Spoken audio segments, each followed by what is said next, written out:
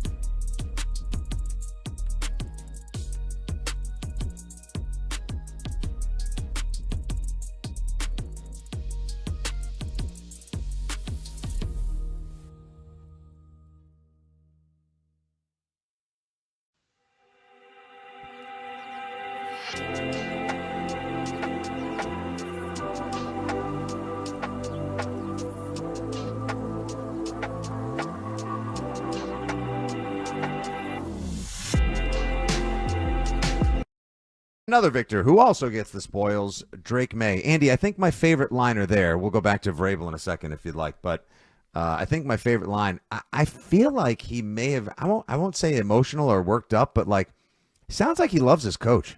First of all, I think they all love their coach. You know, I've been saying that for weeks now. Yeah. I thought he was going to cry there.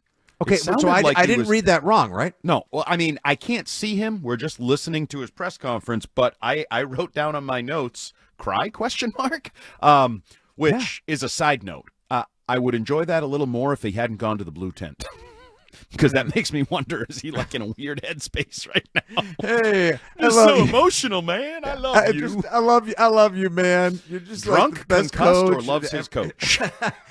Actually, you know what? May or may add that to the list for tomorrow's may or may not. Cry when talk about the coach. Yeah, but no, that Are you was a crier? Wow. My favorite line was actually, Drake, you just set the all-time single-game completion percentage for the Patriots, 21 of 23. Yeah, I left some out there. I tucked it and ran when I could have completed some passes. And I don't think this is coach speak. I think this guy, I'm starting to see. Remember when we talked way back when? And shut me up if you need to go to a break because I got no idea what kind of clock. No, we're good. We're going to run it for a few minutes. No. Okay. We came on early today, so obviously everybody was hustling and scrambling. So you're good to go. But if you remember, he was too deferential. Supposedly was the way it was being that was described. The word I used all the time. Yes. F that. The guy's a perfectionist. He's an assassin. I truly believe that he is mad that he didn't complete 2 passes and that he tucked away 2 that he probably should have thrown. I've always believed the separation of the Vrabels and the Mannings and the truly elite isn't as much about talent. It's about drive and work ethic and perfectionist and, the Michael Jordan competitive fire and all these things. And Drake may not exude that visually or outwardly. I think he's got it. I think that guy has the drive, and we wondered about it. This is going to sound like a shot at somebody else because it is a shot at somebody else. He's the anti-Tatum. He looks like Tatum. He's complacent like Tatum. I think this guy would carve somebody's eyeballs out if you said he needed to win a football game. I think really buying into it. I think he loves winning, and obviously it was in the balance because whoever would have possibly thought that it was a good idea to ask him how dedicated he was to winning. Must have been Chris Curtis. Last time I listened to piggyback off a question he asks Vrabel. From now on, ignore him. God, they say ignore the noise for a reason. Gosh. But the thing is, I think we're just not used to. We are so used to, so in lockstep with, so in love with the way that the Michael Jordans and the Tom Bradys and the Savage Psycho sports killers go about their business, that's what we see to be competitive fight. Like Kevin Garnett, headbutting the goalpost and pounding his chest and absolutely ripping people new blank holes all the time, verbally and on the court and whatever. I think that's what we take to be drive and fire. He's obviously built different, but he's a different kind of dude. It's also a different generation. Yeah, I think that matters. Combination of the two. I think generationally, I think we've actually gone down a road where sometimes the ones that bark the loudest now are actually not the biggest dogs. The big dogs are sitting on the porch and are you barking? Why are you barking? I could eat you right now. I can rip your head off if I want, but I don't need to tell you I'm going to do it. I'm just going to do it. And I think there's a little something to Drake May for that, but the evolution of where he is. The other quick note was, did he have a little too much saliva? He sounded like me when I had a little peanut butter and jelly before a segment, and I'm like, I got to get this out of my mouth. He kept going like this and trying to get rid of it. He does that sometimes. But he, again, I joked about it. This was a borderline perfect football game in terms of him throwing the football, running the football. 21 of 23. But the scrambles, he's picking up yards when he needs to. He's doing everything he needs to. And again, the hooper. Yeah, I underthrew that a little bit. You did.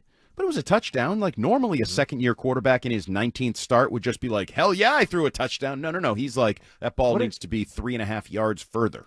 Yeah, exactly. But it almost like on the broadcast with Catalan J Mac, Jason McCourty, and Charles Davis. There was a name for that kind of like a helmet. They call it a helmet ball, like where you specifically throw it that way. Yeah, I don't think he meant to do that. No, I don't think so either. It was underthrown. But he, his guy went up and made a play, and that's the other thing. Why would he not have confidence? When was the last time a guy effed him? Like, when was the last time he gave a guy a chance and the guy screwed him? It's been a while, and that's one of those like cyclical... last year it was actually his love, his Keyshawn Booty and the Thing of Beauty on touchdown duty. It was last year when Booty caught one over the middle, and remember, who was it against? He just basically lateraled it to somebody. Yeah, I do remember that. That's the only time I can remember. My point is, it's a self-fulfilling, like it's snowballing now. They trust him, and he trusts them, and he trusts them to trust him, and all of a sudden, last week when he was telling us, one-on-one in this league is open. I'm throwing it to you, and that's the confidence he has, and then you mix in his accuracy. Also, I think today might have been the greatest flowers he's gotten from his head coach when he was talking about his athleticism and everything that he does. He kind of delved into it a little deeper there. So maybe there's a two-way street of emotion, or maybe here's me spitballing on the fly, making a lot of presumptions and assumptions that I don't know if they're true or not. What we do in talk radio. Go ahead. Maybe they had a little conversation in the locker room before Vrabel came out to the podium and before Drake May came out, and maybe Vrabel was over the top effusive with some praise today, and maybe that played into the way Drake May responded when he's asked about Vrabel, because maybe he feels like he got a little, big boy elevation today at 5-2. But no, I think they love their coach, the entire team, and I think the entire offense loves their quarterback. I think they are all laying it on the line for their quarterback and making plays. Pop Douglas, I don't know whose fault that was. Was that a bad post-medical tent throw from Drake May, or was that Pop Douglas was supposed to sit down a little bit there? I don't know, but that's a great play. 4th down, that's a huge play that Phenomenal. Pop Douglas makes. So, and even Dobbs, you got to give Dobbs his flowers. He gets to come in, he avoids a sack, throws the ball, picks up a 1st down, gives Drake the opportunity to come in, continue the drive. Boom, we got a Ramondre Stevenson touchdown. So this overdue, yeah. I'm with Vrabel. The one thing that if you're going to, and I think it's time to get a little greedy with this team. Okay. It's time to start nitpicking, and it's time to start saying, well, if you do that against a better opponent, what will happen kind of stuff. And the slow starts. The slow starts against a better opponent. You might dig a hole that you won't so easily dig out of. And that's something they need to work on. And that's exactly where I would like to take us as we continue to examine this game. 31-13, your final score. Yes, the Patriots can take care of business against teams a little bit below them, several rungs, several steps below them, like the Tennessee Titans. But are they going to be able to overcome the slow starts? Are they going to be able to get the defense to make a stop on another team's opening drive? Again, they give up an opening score. Granted, they tightened up, if you will, enough to only allow a field goal, but they did allow the Titans 10 points in the first quarter. Funny, I think I heard on the broadcast that the Titans had only held a lead for as long as 3 plays. And now they had won one game at the very last minute against the Cardinals, a game they had no business winning as well. But they never have the lead. So it was a slow start for the team. And, yeah, I mean, they didn't win 50-13. So I don't feel like they really tried to put their foot down on the Titans' necks or, like, stay on the gas. No, like, they had a comfortable lead. They knew they were going to win. The defense did their job as well. But do we feel like this is true, legitimate? Do we feel like this is true, legitimate top seed play? Do we feel like this is true, legitimate playoff play? Do we believe this is Super Bowl contender play? That's the kind of stuff we can bandy about, Andy, as we've got another 2.5 hours here to go with you. Once again, you heard from the coach, Mike Vrabel, and Drake May. You'll get a chance to hear those later in the 7 o'clock hour on the content replay, or you can always use the Odyssey app, rewind, and give a listen at your leisure as well. We'll hear from you on the other side at 617-779-7937. Also, our friends John Lyons and Megan Ottolini will be checking in later on in the show with their news and notes. I can't wait for Andy and Mego to have it out over whatever Megan's first word of description will be for today's game. Is she going to wet blanket you again, dude? We got to come up with a nickname for her. Can we make it can we turn negativity into megativity or something based Whoa. on last week? Negative. Because I don't like the negativity in this town. If she comes on with a negative bad word, she's not on the show. Well, yeah. All right, let's not keep saying it in case someone says they hear it and tell her. I want her to respond to that. I want a fresh, honest response. Like, Mego, guess what? Andy's got a new name. Excellent. Well done, sir. 617-779-7937. Happy to be with you on this beautiful autumn Sunday in New England. Patriots 31, Titans 13. A little bit of an inverse score right there. Another wild, unpredictable Sunday in the NFL. To catch you up on that and everything else trending in the wide world of sports, here's Zach Coe. ESPN's Adam Schefter joins WEEI Afternoons every Wednesday at 3:45. Now, here's what's trending on WEEI. Patriots keep on rolling with a 31-13 win in Mike Vrabel's return to Tennessee. Drake May continues his MVP campaign. He went 21 for 23, 222 yards and 2 touchdowns, adding 62 yards on 8 carries on the ground. Pats remain in first place with the Bills on their bye week. They'll welcome the 2-5 Browns to Gillette next Sunday. Elsewhere in the NFL, those same Browns roll the Miami Dolphins 31-6. The Chiefs beat the Raiders 31-0. The Jets fall to the Panthers 13-6. Mac Jones and the 49ers host the Atlanta Falcons tonight on Sunday Night Football.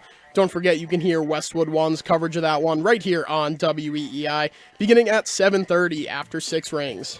Bruins fell to 3-3 on the season. They lost to the Colorado Avalanche 4-1. Johnny Beecher, the lone goal scorer. They'll look to avoid a winless road trip tonight in Utah, taking on the Mammoth. Puck drop from the Delta Center at 7. Finally, Seattle Mariners. They look to secure their first ever AL pennant in tonight's ALCS Game 6. Logan Gilbert on the mound opposite rookie Trey Yesavage for the Jays. First pitch from the Rogers Center at 8:03. My name is Zach Coe, and that's what's trending now on WEEI and WEEI.com. More 6 rings coming up right after this. The Greg Hill Show. Dime prefers tookus. He used that on the show. I do like that word. It's a great word. Yeah. It's like my grandmother used to use that word. You said tookus. It's like a butt. I like that one. I got to use that one. It rolled off the tongue. It's a great word, Ty. Yeah, we never heard that one in the hood right there. I like that. Yeah. That's a new name. You learn something every day. That's why I love you guys, man. You expand my vocabulary. Did you miss something? Listen to the podcast on the Odyssey app or at WEEI.com. The Greg Hill Show, morning 6 to 10 on New England Sports Original. WEEI. WEEI. Comcast Business can help turn your small business into a connected, secure, modern business. It's how retailers become constantly connecting must-visit shops. How restaurants become reliably up and running neighborhood favorites. How healthcare offices become the data-protecting caregivers that we all depend on. And how wealth management firms become cyber-securing guardians of your information. With reliable connectivity, enhanced cybersecurity, and Wi-Fi backup, your business can stay connected and get threat-ready with Comcast Business, powering possibilities.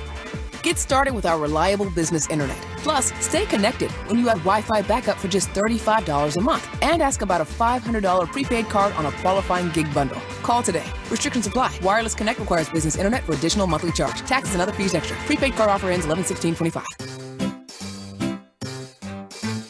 1-877 Cars for Kids. KARS Cars for Kids. 1-877 Cars for Kids. Donate your car today. Call 1-877 Cars for Kids to reach a friendly live agent. Donation's super easy, and your car can be picked up as soon as tomorrow. Call us now. 1-877 Cars for Kids. Donate your car today. Did you know you can donate real estate too? Hey, football fans, picture this. You bet on your favorite player to score the first touchdown of the game, but his teammate scores instead. If this happens, BetMGM wants to give you another chance at the end zone. With BetMGM's second chance promotion, you'll get your stake back if your first touchdown scorer scores second instead. That's right. Bet on any pro football player to score the first touchdown of a game. If you're right, you win. If your player scores second, you get your stake back in cash. With BetMGM's second chance offer, you have a chance to keep the fun going after the first player crosses the goal line. Try a first TD score wager with confidence today. BetMGM, make it legendary.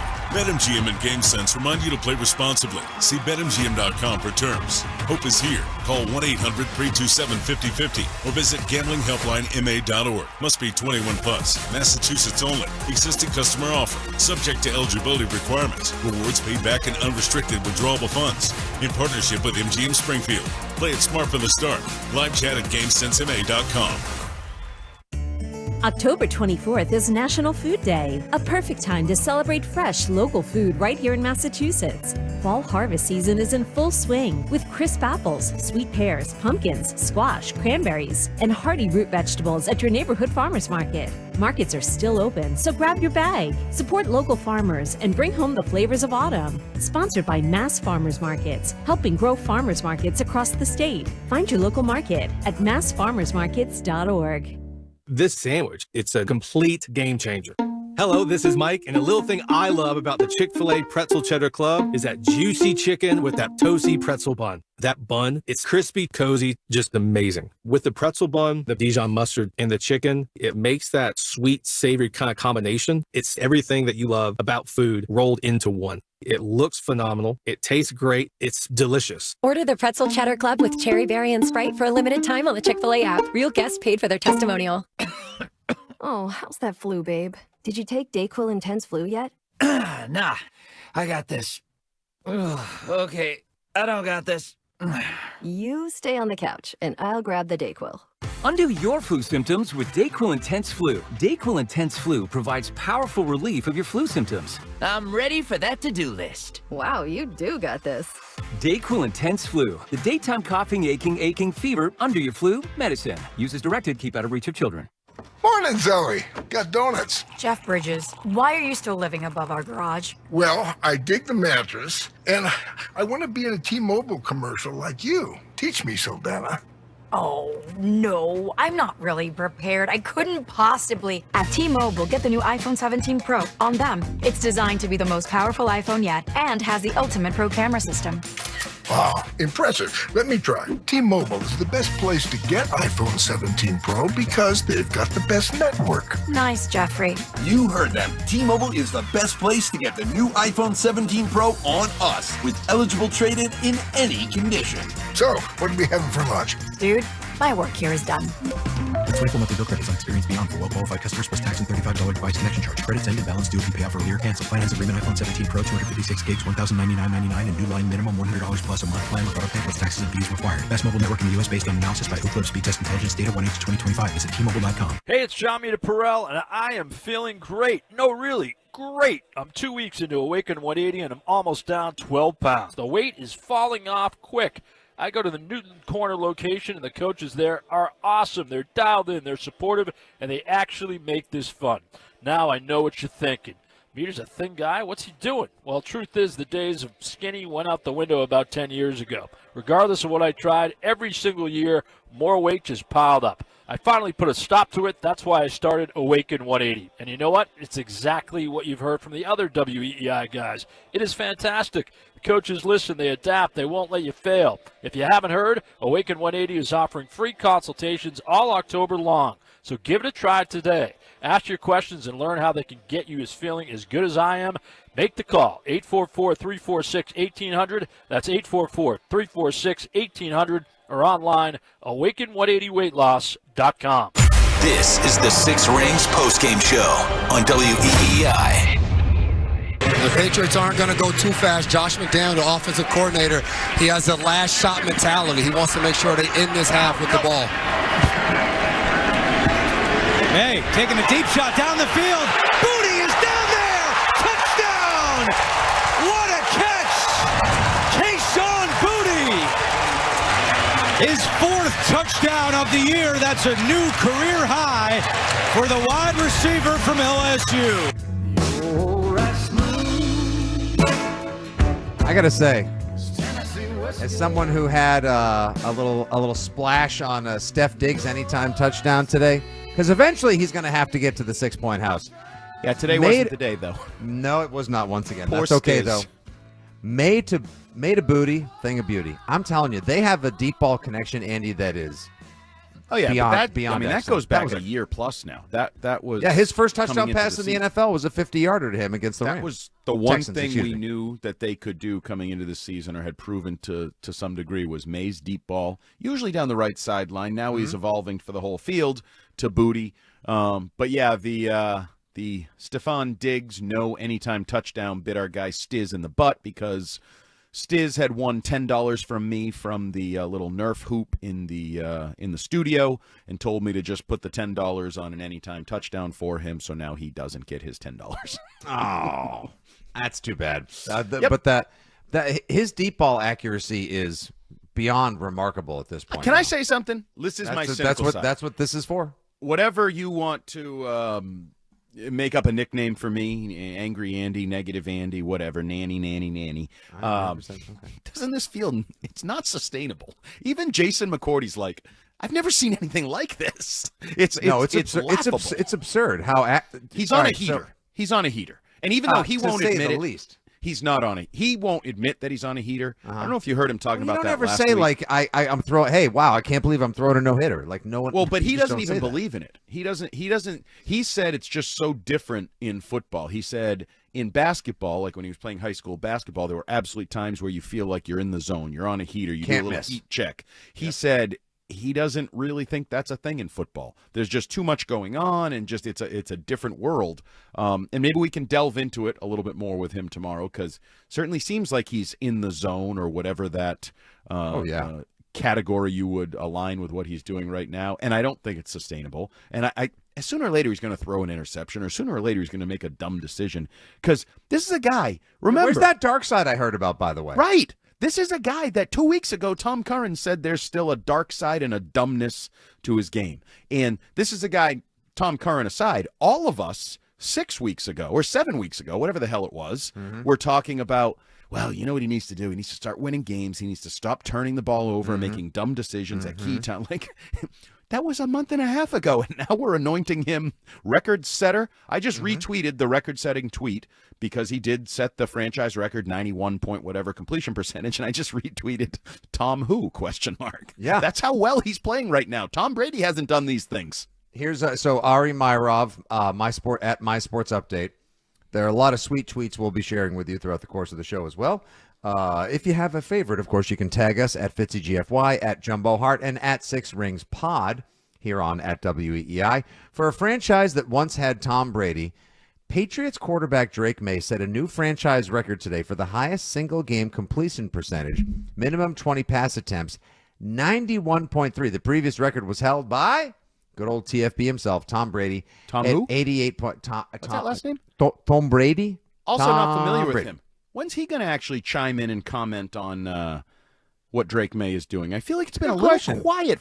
If only he had, I don't know, a newsletter that he writes all the time. If only he had a microphone. A series of updates that he does on Fox Sports social media every week. Fox Sports social rankings. If only he had a way that he could get his feeble little voice out there to comment on Drake May. Is he jealous? Oh. Is he worried? Is he worried they're going to take the head off his statue, change the number to 10, and make it a Drake May statue? Whoa! I don't think Drake May would want to be shown in such Olympic he wants defiance. a bigger one. So wait a second. Come on now. So, Jesus, I mean, you put him in the Pats Hall of Fame. You already got him in Canton. Now you got a statue of him outside of Gillette Stadium. I don't have him in Canton. They'll have to put statue. Look, they'll have to put the statue of Drake May outside a new stadium, because I think 12, 15 years from now they'll probably be playing somewhere else. I think. Okay, maybe. So we'll just let the Brady one stay. But these numbers, these statistics, these accomplishments, these records, they're absurd. Like, listen to this one as well. How about let's see, here we go. This from Next Gen Stats about Drake May's deep ball accuracy. Drake May's 39-yard touchdown pass to Kayshon Boutte traveled 52.6 yards in the air, May's second of the season, over 50 yards by air distance. May is the only quarterback this season with multiple touchdown passes that have traveled over 50 yards in the air. Well, that's pretty cool, Fitzy. Is there anything else you got? As a matter of fact, I do. From Chad Graff. From The Athletic, a frequent guest on the Six Rings podcast, Pal Omego. Patrick Mahomes and Dan Marino were the only quarterbacks in NFL history to post 6 straight games with at least 200 passing yards and a passer rating over 100 while under the age of 24. Now they have company. Drake May has done that as well. Boom. opposite of roasted. Yeah. New segment here on the post-game show. Boom. Opposite of roasted. Because it's ridiculous. We'll call it ta-da! Patrick Mahomes, Dan Marino. The company. Tom Brady. It's John Elway, or he Lamar looks like Jackson. Josh Allen. We've actually dumped those because he's too consistent. He's elevated past the most recent MVPs. Now he's doing it on Hall of Famer level already. It is crazy, and I'm not exaggerating when I say, because even let's go back to the Pittsburgh game, or there was the interception in the end zone. Okay, learn from it. The fumble, learn from it. There were also those early passes where I think the Pittsburgh game, his first pass of the game, he hit like a DB in the chest and the guy just dropped it. There were even those. Yes, he did. Those plays that weren't showing up in the stat sheet. He almost threw a pick on the first pass against the Panthers, if I'm not mistaken, too, right? Right. Has that happened recently? It has not. I feel like not only have the turnovers gone down and the big plays gone up, but even the, some of the stat sites do it, the turnover-worthy plays. Yeah. Did you have any turnover-worthy plays today? I didn't see any. I'm legitimately trying to think. Did you see anything that came close to being a turnover? No. Same. Oh, well, you know what? One of the runs, I think he lost the ball at the end of it because Hunter Henry dove on top of him to protect him like he was, saving him from a hand grenade. And I think maybe there was a loose ball there. But no, and I didn't. It's unfortunate the one hit he took where he was thrown to the turf, which was an athletic play. He's just, unless he's going to turtle there and just do the old Peyton Manning and fall down and not go for yardage. That's not his game. Certainly not his game at 23, maybe at 33, maybe at 37, a billion hits down the road. Maybe that will be his game. But other than that, I thought he was sliding. He had the nice slide late. I'm with Vrabel. There was that question, you're going to tell him to slide more. Also, I thought Vrabel did a good job differentiating himself from Dable when they were like, did you tell him to slide when he came off? No, I let him speak with the doctor, go to the tent, and I awaited the update from the doctor as I should as a good head coach in the National Football League. Yeah, I didn't insert myself into a situation or scenario where I don't belong because I don't feel like getting – nope, don't want the FedEx, bro. So at least this week, I'm just doing a little math on the fly here. I know you were told there wouldn't be much, but I'll do the best I can.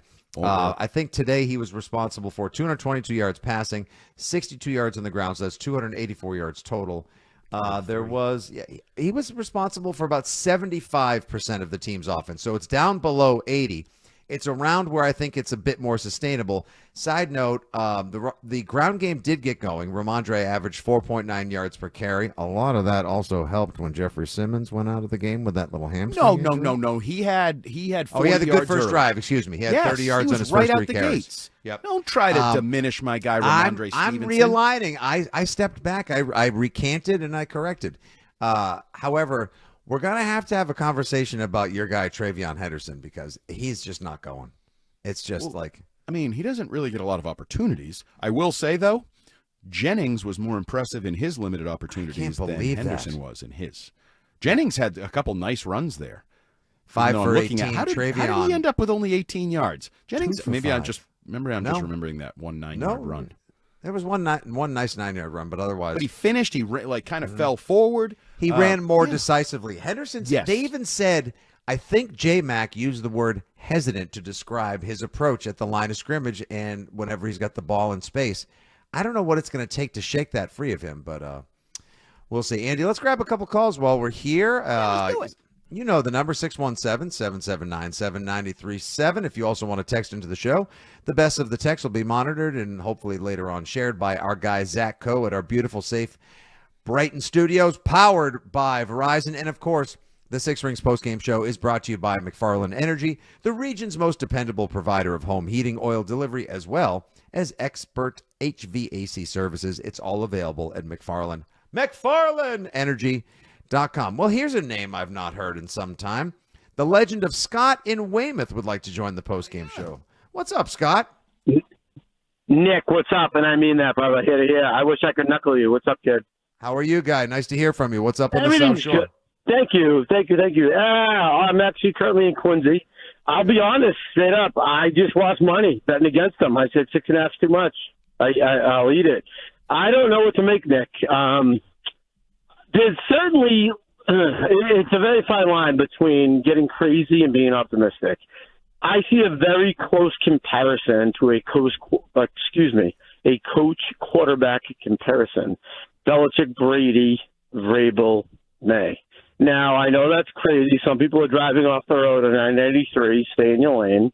But there's something going on here, Nick. Would you agree? There is most definitely something special going on right now, Scott. The quarterback is playing at a level that we have not seen, as we shared statistically, maybe ever as great as Tom Brady was for 2 decades. And this team absolutely loves their coach, and it feels like anybody would do anything for him at any time. And I don't think this team is I don't think this team is as talented or dominant as the record at the end of the season may indicate. But at the same time, considering how quickly they are along in their rebuild, it's pretty awesome. Nick, I agree. Am I still on? I'm used to Greg. Yeah, you are. We got time. We got time for one more thought. Yeah. Go for it. I would say that it's still a very sexy futures bet on the Patriots. But it also, and I'm not being Debbie Downer here, if you go sell fast, hence why I lost money today betting against them. I'm like, they're going to win, but they ain't covering 6.5 on the road. This team, I don't know what to expect, Nick, and I'll leave you with that, Fly Kid. Thank you for taking Nick. Later, peace. Hey, good to talk to you, buddy. Thank you, Scott, for calling in. Hey, Scott, Andy, maybe slip in another Nick in there. Jesus Christ, he said your name effing 20 times. Nick, well, Nick, get off his Nick.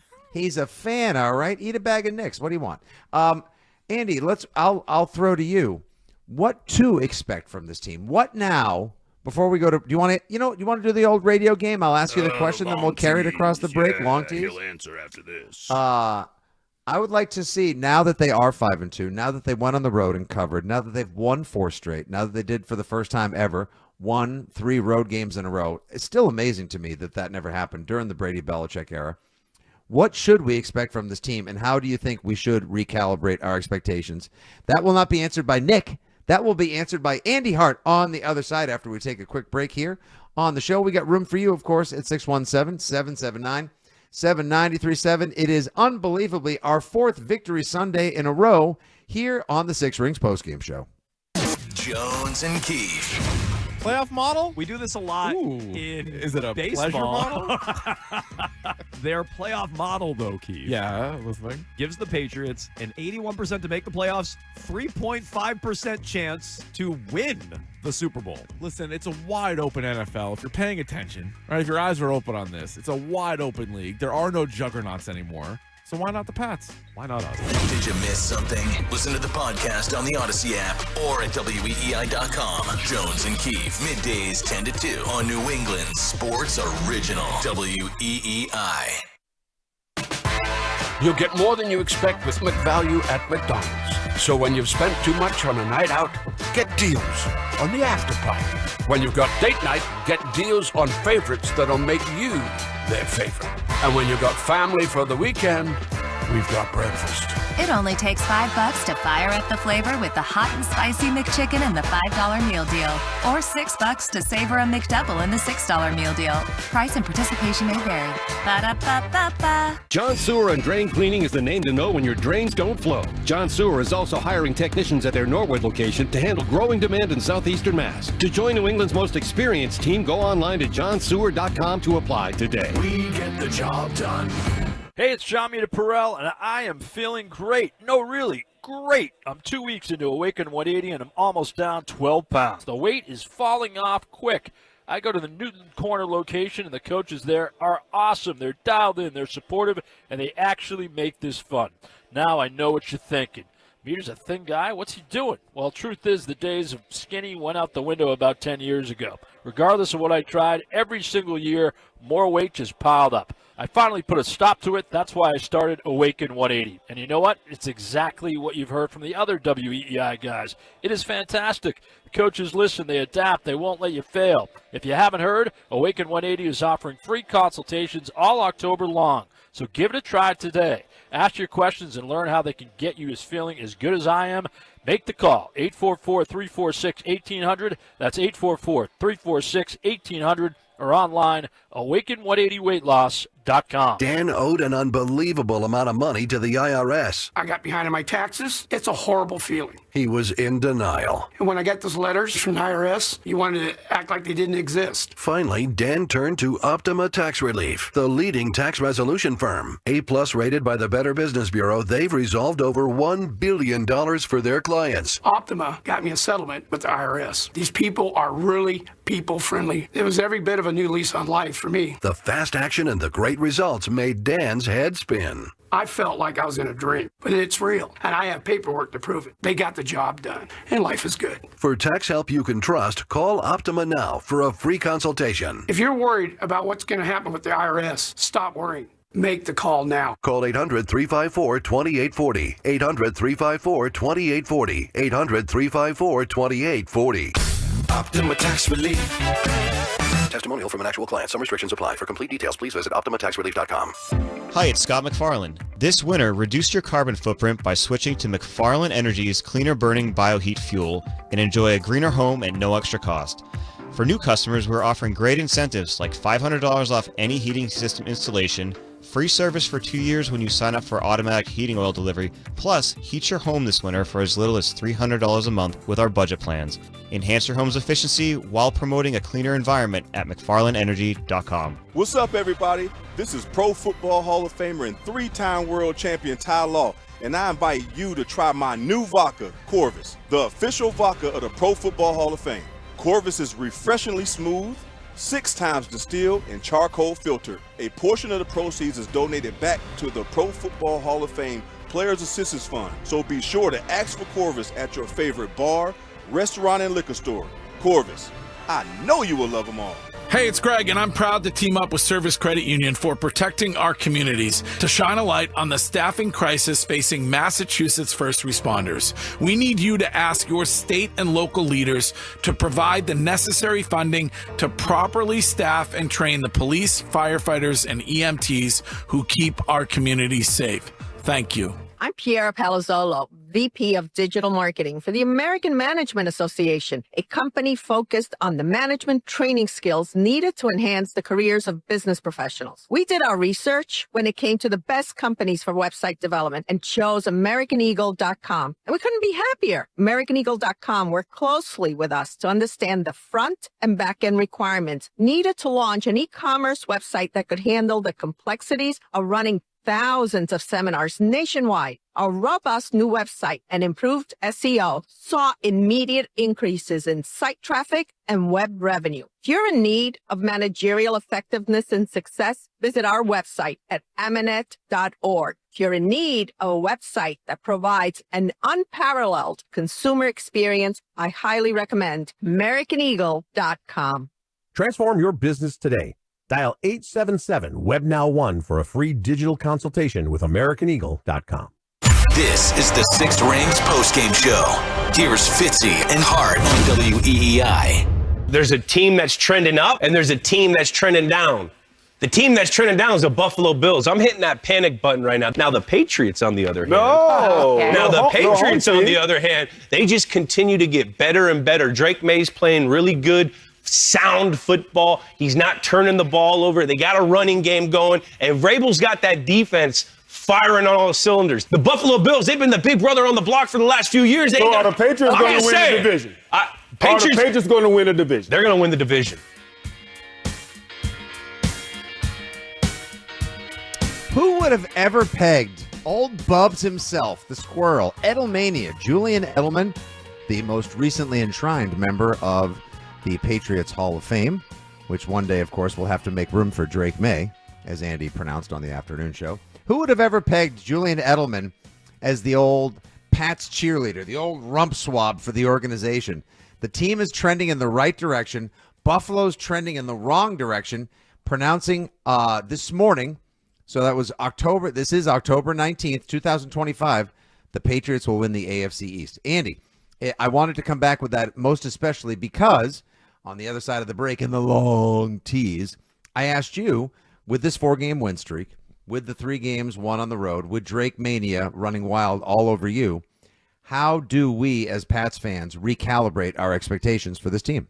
Well, I think you're at the point where it's going to be a disgusting disappointment if they don't make the playoffs. Like, the way they are playing on, all phases of there's not one area where you're, other than depth, and I reserve the right to say, if the team looks nothing like this come November and December, and all of a sudden you're missing 3-4 starters, 5, whatever. But assuming they stay relatively healthy, they should make the playoffs. They're playing really good football. They have a light schedule. Like, there's no reason I can see. We have faith in their coaching on both sides of the ball, all 3 phases.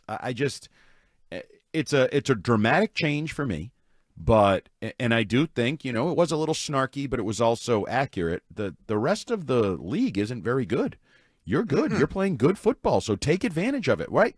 Maybe Vrabel was way ahead of the curve. Remember in January, he said they want to be able to take advantage of losing football. They're taking advantage of losing football and loser teams and loser organizations. That's like the first part of their success. Now, you're going to have to do more than that in some of these games, and I don't totally pencil in every victory. Like, I don't think Cleveland, we'll get to that a little bit later, is a game where you just say, oh, you'll smoke Cleveland, no problem. I think they can make you, Myles Garrett himself could make you have plays that swing that game in a bad direction. But I think as a Patriots fan right now, you have every right to expect you'll be playing an 18th game in 2025, 2026. Just to provide a little update right now as well, the New York Giants are up 7-0 on the road against the Denver Broncos. Now, there's a team that you were heading into this weekend, tied at 4-2. They were vying for first in the AFC West. You, of course, sitting now with a legitimate half-game lead and the tiebreaker over the Buffalo Bills. If the playoffs started today, you would be as of right now, folks, you would only be the 2 seed because the Colts are taking it to the Bolts right now in Los Angeles, where there is no home field advantage to be found for either of the 2 Los Angeles-based teams. The crazy eyes killer that is Daniel Jones, 13-3 over the Chargers right now. Andy, the Colts, the Colts are legitimately remarkable. Like, I gotta say, we didn't see this coming for the Patriots. In our best case scenario, this is how things would have worked out given their schedule in a rapid-fire development of everything Vrabel, Josh McDaniels, and most especially Drake May. Did you ever see the Indianapolis Colts being juggernautish? No. I believe I predicted Shane Steichen to be the first coach fired. Instead, he'll be the first coach to win Coach of the Year if he keeps trending in the direction he's going. Wait, as we continue to rattle off stats that have never happened before, unique and anomalous, has anyone ever gone on FM radio and said the first coach fired is actually somebody who wins Coach of the Year? That'd be amazing. It happens. You That's win. okay. And I stand by my logic. Daniel Jones was the quarterback. The owner died, and his daughter, who's the new owner, puts a headset on and wears a dress on the sideline and looks over the shoulder of the head coach. It looked like it was set up for disaster. Can we agree that my logic was followed? And instead, they're absolutely 100%.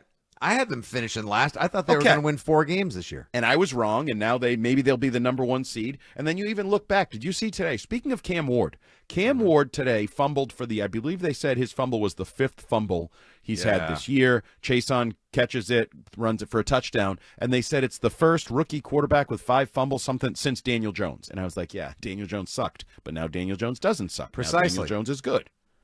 By the way, as we continue to share and rattle off more of these anomalous, unique, unbelievable stats regarding your quarterback, number 10, Drake May. How about this one, Andy? Before we grab another call, here we go. How about this one? Drake May, quarterbacks in NFL history over any 6-game span in a single season with over 150 pass attempts, a completion percentage over 75%, passer rating over 125, and rushing yards over 150. So a highly pass-efficient, dual-threat quarterback. The list is 1, Drake May. That's it. That's not a list. That's just a name. I think a list needs I mean, technically, can you be a list when you're only one? It is pretty remarkable. So because I don't have this fear. I'm just going to do I think this is sustainable? No. Do I think there's bad throws coming, incompletions coming, missed deep balls coming? Mm-hmm. Like, he's not this perfect. No one can be this perfect. It is what it is. Right. But I don't think there are disasters coming. I don't think there's some sort of pendulum swinging in the total other direction and he goes to turning it over 5 times a game and missing every open. So I think it's like we talked about the other day. He's a top 5 quarterback right now. So the regression might be top 10 quarterback. And you hope at that point maybe the defense has picked up its slack, and maybe Carlton Davis isn't stumbling over his own 2 feet on the first play of the game to give up like a 12-yard completion, right? Like, so I have removed the possibility that this is some sort of aberrational, short-lived mirage. No. Drake May is who most of us thought Drake May was coming into the league, and that was a potential franchise quarterback with a lot of talent and a lot of modern football ability. He's showing it to you. There's no midnight coming. He's not going to have to run out in one pumpkin. Shoe and the pumpkin and the whole thing. That ain't happening. He's good. It'll get tougher for him though, depending on the opponents, because they're going to play. Actually, no, their schedule is pretty. Actually, no. Let's be honest. It's going to be tougher next week. Yes, the defenses will improve. He has not played good defenses, and today it's not a good defense, and then they lost their best player, early in the game. So I get that there will be hiccups coming, but guess what? He's also going to have more experience, more opportunities, more knowledge, and then eventually more talent around him. He doesn't have an elite player around him. Is there an elite player around him? Well, we'll actually get to that in the 5 o'clock hour coming up, because there were several pregame reports about the Patriots being interested in a trade market that could develop for several different positions and several different players. We'll try to gather from you and, of course, the listening audience as well here on WEEI 6 Rings postgame show. What is the greatest position of need, and which of these players you'd like to see them go after? But first, Andy, a quick call, and then we will flip it to the 5 o'clock hour. One of our favorites here on the postgame show, Jay's all the way down in North Carolina. What's up, Jay? Hey guys, let's a statue to Drake May. Let's pump the brakes a little bit. The 31-13 wasn't against the Detroit Lions or the Eagles. When they can do that, the poop will hit the oscillating mechanism, and I'll be there to clean it up. I'll be impressed. But I'm hoping that the poop will hit the never heard it phrased that way before, Jay. Good work. Anyway, none of these teams are going to be pushovers, and I thought Tennessee would play over their heads because of losing their coach, and they did for the first 10 minutes. But then again, the Patriots, I heard Mike Vrabel's old coach, do your job, and they did. But what about the offensive line giving Drake May a little more time? I don't want to see him scrambling. The offensive line definitely did a better job run blocking today. Today they didn't have their best day pass blocking. He was sacked. Jared Wilson sucked. He wasn't good. Jared Wilson was horrific today. Andy, do you wonder maybe if the team wouldn't be better? He's gotten some seasoning. He is a rookie. He'd only started 1 year in college, that at center, all 12 games. Center is his more natural position. I wonder if they wouldn't possibly be a better line right now if you made him the super sub either at center or guard and put Ben Brown back in at left guard. Yeah, that is the common theory floating around on social media, and after today, it's hard to disagree with. I know they like his athleticism, and they probably are of the mindset that they're investing in a young player, that it'll pay off getting him these reps, and there may be some struggles, but, as he learns the position and gets more experience, it'll pay off in the long run. I thought he really, really struggled today. Now, and I didn't notice it as much, but our buddy Mike Giardi was like, yeah, not a great day for Campbell either. Maybe I'll have to go back and watch a little bit more of that. So, yes, the offensive line absolutely can be better, but that's one of the things I'm saying. If they're better and Drake May takes a little regression, well, maybe now he has a little more time, and that helps him do his job. So that's where I think all of it can come together.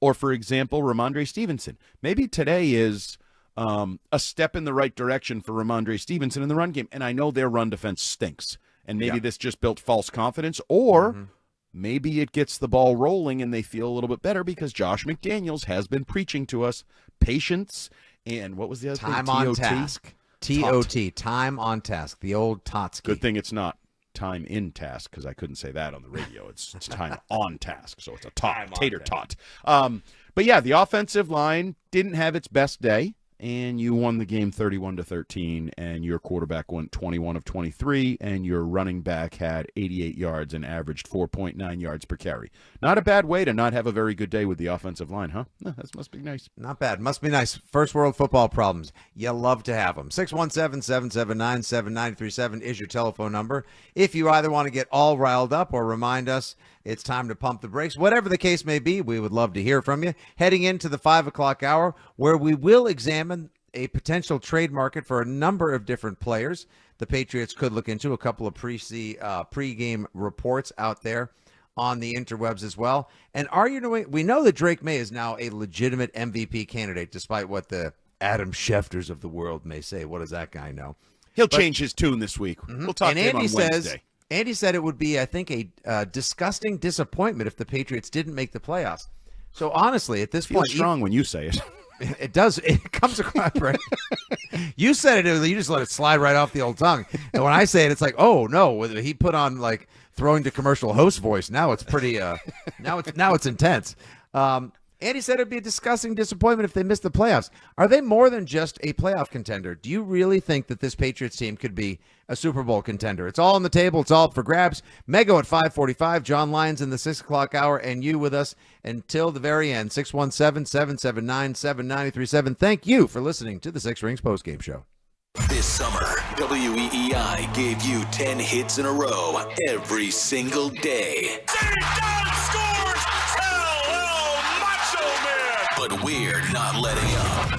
This fall, the hits keep coming.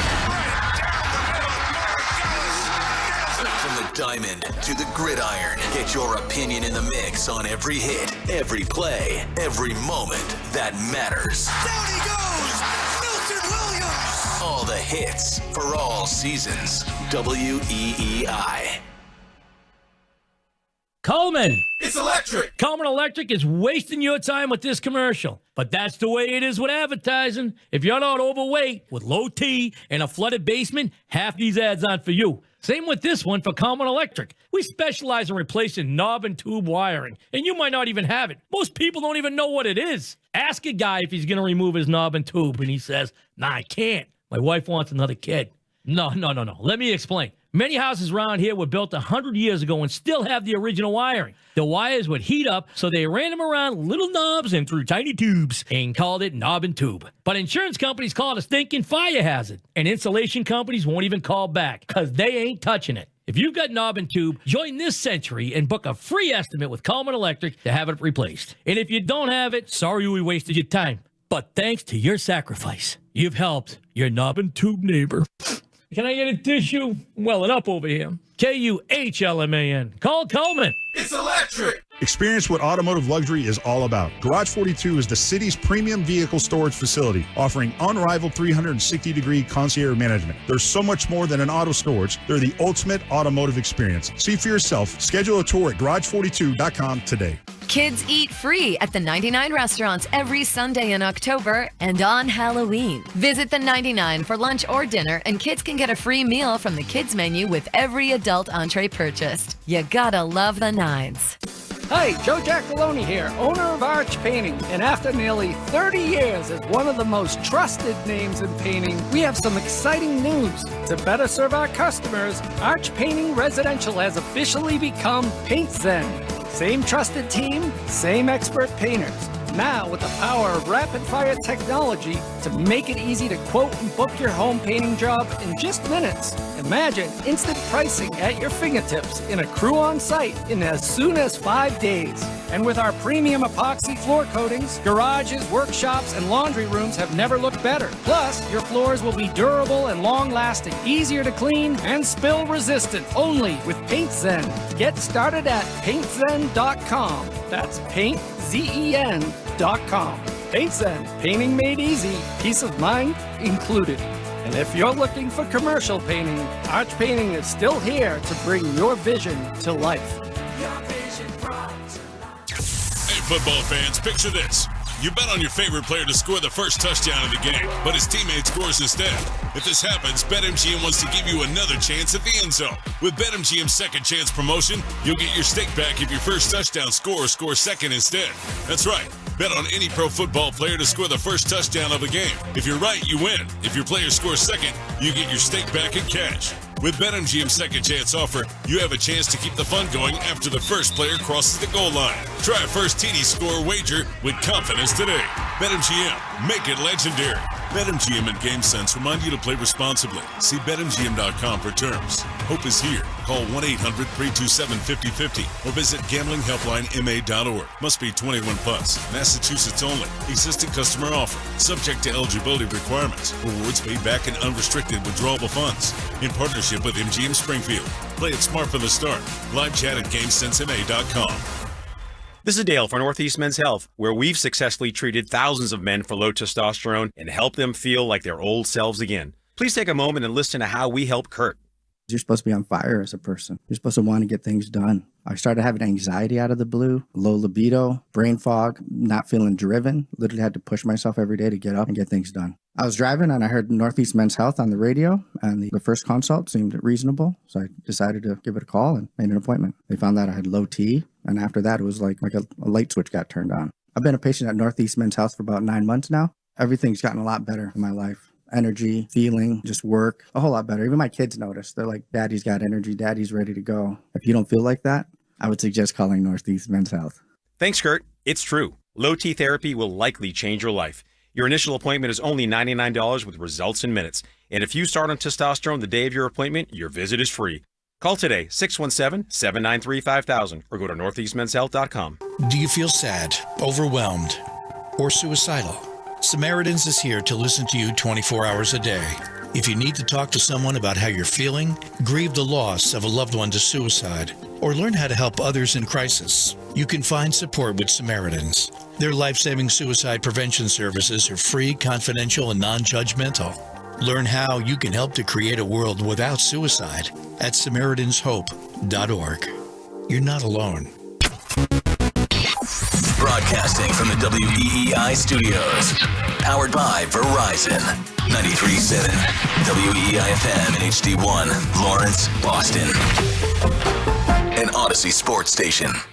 The Six Rings post-game show is presented by McFarland Energy, the region's most dependable provider of home heating oil delivery, as well as expert HVAC services at McFarlandEnergy.com, and by New England Recovery Center of Westboro on WEEI. The Six Rings post-game show on WEEI. Well, I mean, there's a lot of demand there from Josh and myself, and I think he's responded to that as far as the leadership that he's had to show this offense, and kept talking about he wants to earn it. Well, I mean, I've told him that he's earned it, and I think he doesn't like something in practice, then he gets it fixed. And if he wants a better Friday practice, then he talks about it before we go out there on Friday. And I think those guys respond to him and the things that he says and the way that he operates.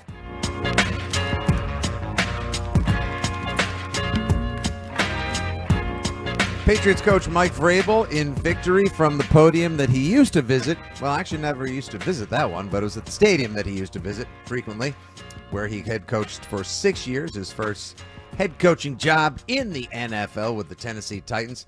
Now he's back with the team. He says that he's very happy to be with the New England Patriots, talking about the value and importance of Josh McDaniels and the relationship that he has with Drake May. This is the Six Rings post-game show, 617-779-7937 if you want to send us a text or call in and talk about Drake May, Josh McDaniels, Mike Vrabel, today's game, or some of the things we've been discussing, like the Patriots' playoff chances. I don't know the exact odds yet, Andy. Do we have any of those websites that, whenever they offer up numbers and they're in your favor, you and I love, but whenever they offer up numbers that we don't like, we call them bunk? Have any of them offered up a percentage chance of the Patriots making the playoffs? I believe I saw it last. The Athletic had a very high number. The Athletic was up around 80% chance to make the playoffs. Yeah, no, and I don't know their track record, and you can compare it. Maybe we'll do a little research for that later in the week on the WEEI Afternoons program. Get to the what does ESPN call it? The FPI football something power index. Yeah, something like that. Yeah. But yeah, no, their chances are very high, and as I said, it continues to be a good double-edged sword. They are good, and their schedule is not, and in some ways got easier, not harder, and you don't know what the Ravens are going to be at whatever point, or the Bengals are going to be at whatever point. Like, you combine those two factors, and I'm going back to it. Now, I thought about it during the break. You said it. You made it sound like more emphatic than it felt coming out of my own lips, but it'll be a disgusting disappointment if the New England Patriots do not make the playoffs. Playoffs? Yeah, we're talking playoffs. Yeah. You know what? By late in the year, forget like the little bit of nitpicking. Late in the year, we might be in like the real picking land where we're really, because then we're talking about, oh, this is the bleep that'll get you beat in a postseason game. And if you want to go, because we had the caller earlier, people have been comparing them to they're the Tennessee Jets. I've seen that a lot today. They're the Tennessee Jets. You don't get credit for it. Yes, you do. You beat the Bills, you get credit for it. You beat the Saints, you can only play the games. Stop me if you've heard this before. You can only play the games on your schedule, Fitzy. Oh, that's a new one. It's not like boxing or UFC where you can be like, I'm the number one contender. I want to get to fight that guy next week. Nope, you have a schedule. You play it. We had the caller. Talk to me when you do this against the Eagles or the Lions. Well, if you do it against the Eagles or the Lions, it'll be called the Super Bowl. It'll be in San Francisco. It'll have Bad Bunny at halftime unless George Strait is able to slide in the back door there. That's not going to happen. It's also it's also Santa Clara, which is like 50 miles outside San Francisco. But I know. You say San Francisco. That's just Santa like Clara doesn't have a team. That's just like President Trump last week saying like I might take the World Cup out of Boston, and we were like, yeah, but it's in Foxborough, which is like 30 miles south of Boston. But and I think he knows that. He's geographical semantics. I know. Unless he forgot, he is old. You know, it is interesting also too, Andy. They sit at 5-2 right now. Yeah. However, they could just as easily come November 9th, depending on what time of day that is, because I could see the November 9th affair down in Tampa Bay being flexed to a sexier primetime position. It's a 1:00 game right now, but the Patriots could very well be. I mean, would it stun you if I said the Patriots were 5-5 on November 9th? Yes, it would. 3-game losing streak? Yeah.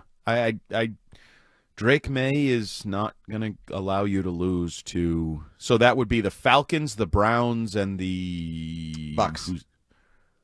After the Bucks game. That is the third. No, yeah. So the next 3 games, I think this is the toughest. It's not, I don't think. I know this is the toughest stretch on the remainder of the schedule. Although, actually, if today's results, or at least the scores right now, bear out, maybe the schedule is going to be tougher. We should take a quick moment here before we get back to a counter column. You should put this on WE.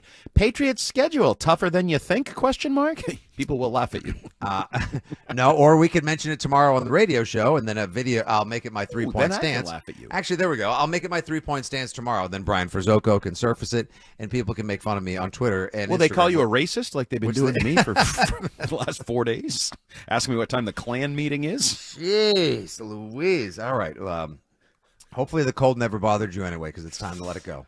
All right, so next week they play the Browns at home. Now, obviously the Browns don't have much of a dynamite offense. They have a decent running game going with the other Ohio State running back, and hopefully we didn't get the running back wrong this time in Quinshon Judkins. Again. I know. Is there a little Sony Michel Chubb thing going on here? Please don't let that be the case. I keep thinking about it every day. I was so excited about Sony Michel as well. Not as excited as I was about Travion Henderson, but we could have this is the wrongest you've ever been. I don't know. Actually, that's not true at all. You were really high on Henderson. The whole world was, but you were higher than I was not alone. That ship was packed tighter than the belly of the Mayflower, for God's sakes. You know how that ended. Most of them died. Yeah, I know, but enough of them survived to make this godforsaken nation, which I love. Easy, everybody. All right, game after that, Sunday, November 2nd, home against the Falcons. That might very well be a difficult game as well. So you got 2 tough ones with good. I'm just saying you got 2 tough home ones potentially against good defenses. Then you go on the road against the arguably best team in football, who should have more of their wide receivers back and healthy. Ibuka, Godwin, and especially Mike Evans back.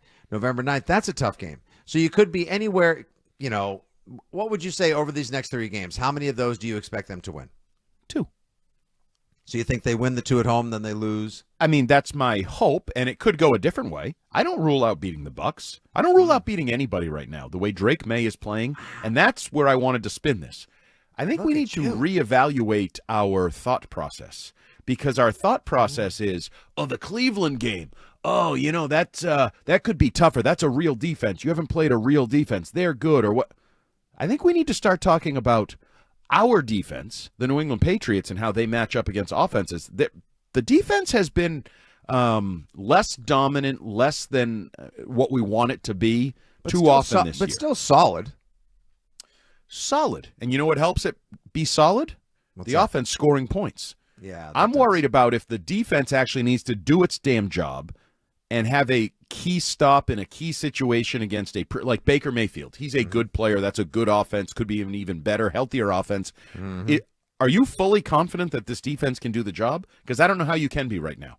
Sometimes they look good, and then sometimes they look like Spencer Rattler and Cam Ward are the second coming of Tom Brady and Peyton Manning. Like, yeah, I don't understand what the communication issues are, and I don't think this is necessarily the soft territory zone. Like, well, you let Cam Ward you're pick the it boy apart. who keeps you keep calling your boy Zach Hardcore. Did that look hardcore to you early on today?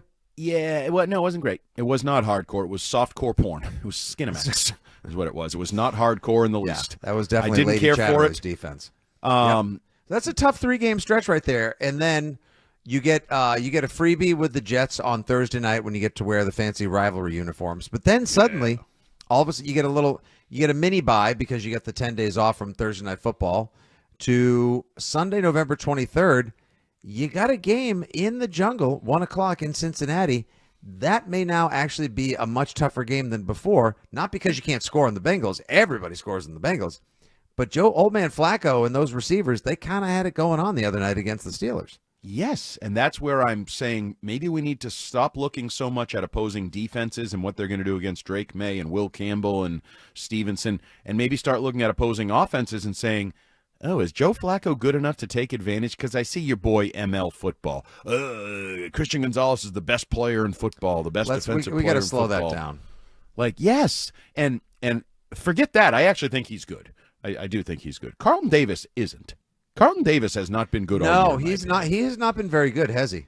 He falls down. He fell down today, and then he had a PI that, was it a little ticky-tacky? Probably, but I don't.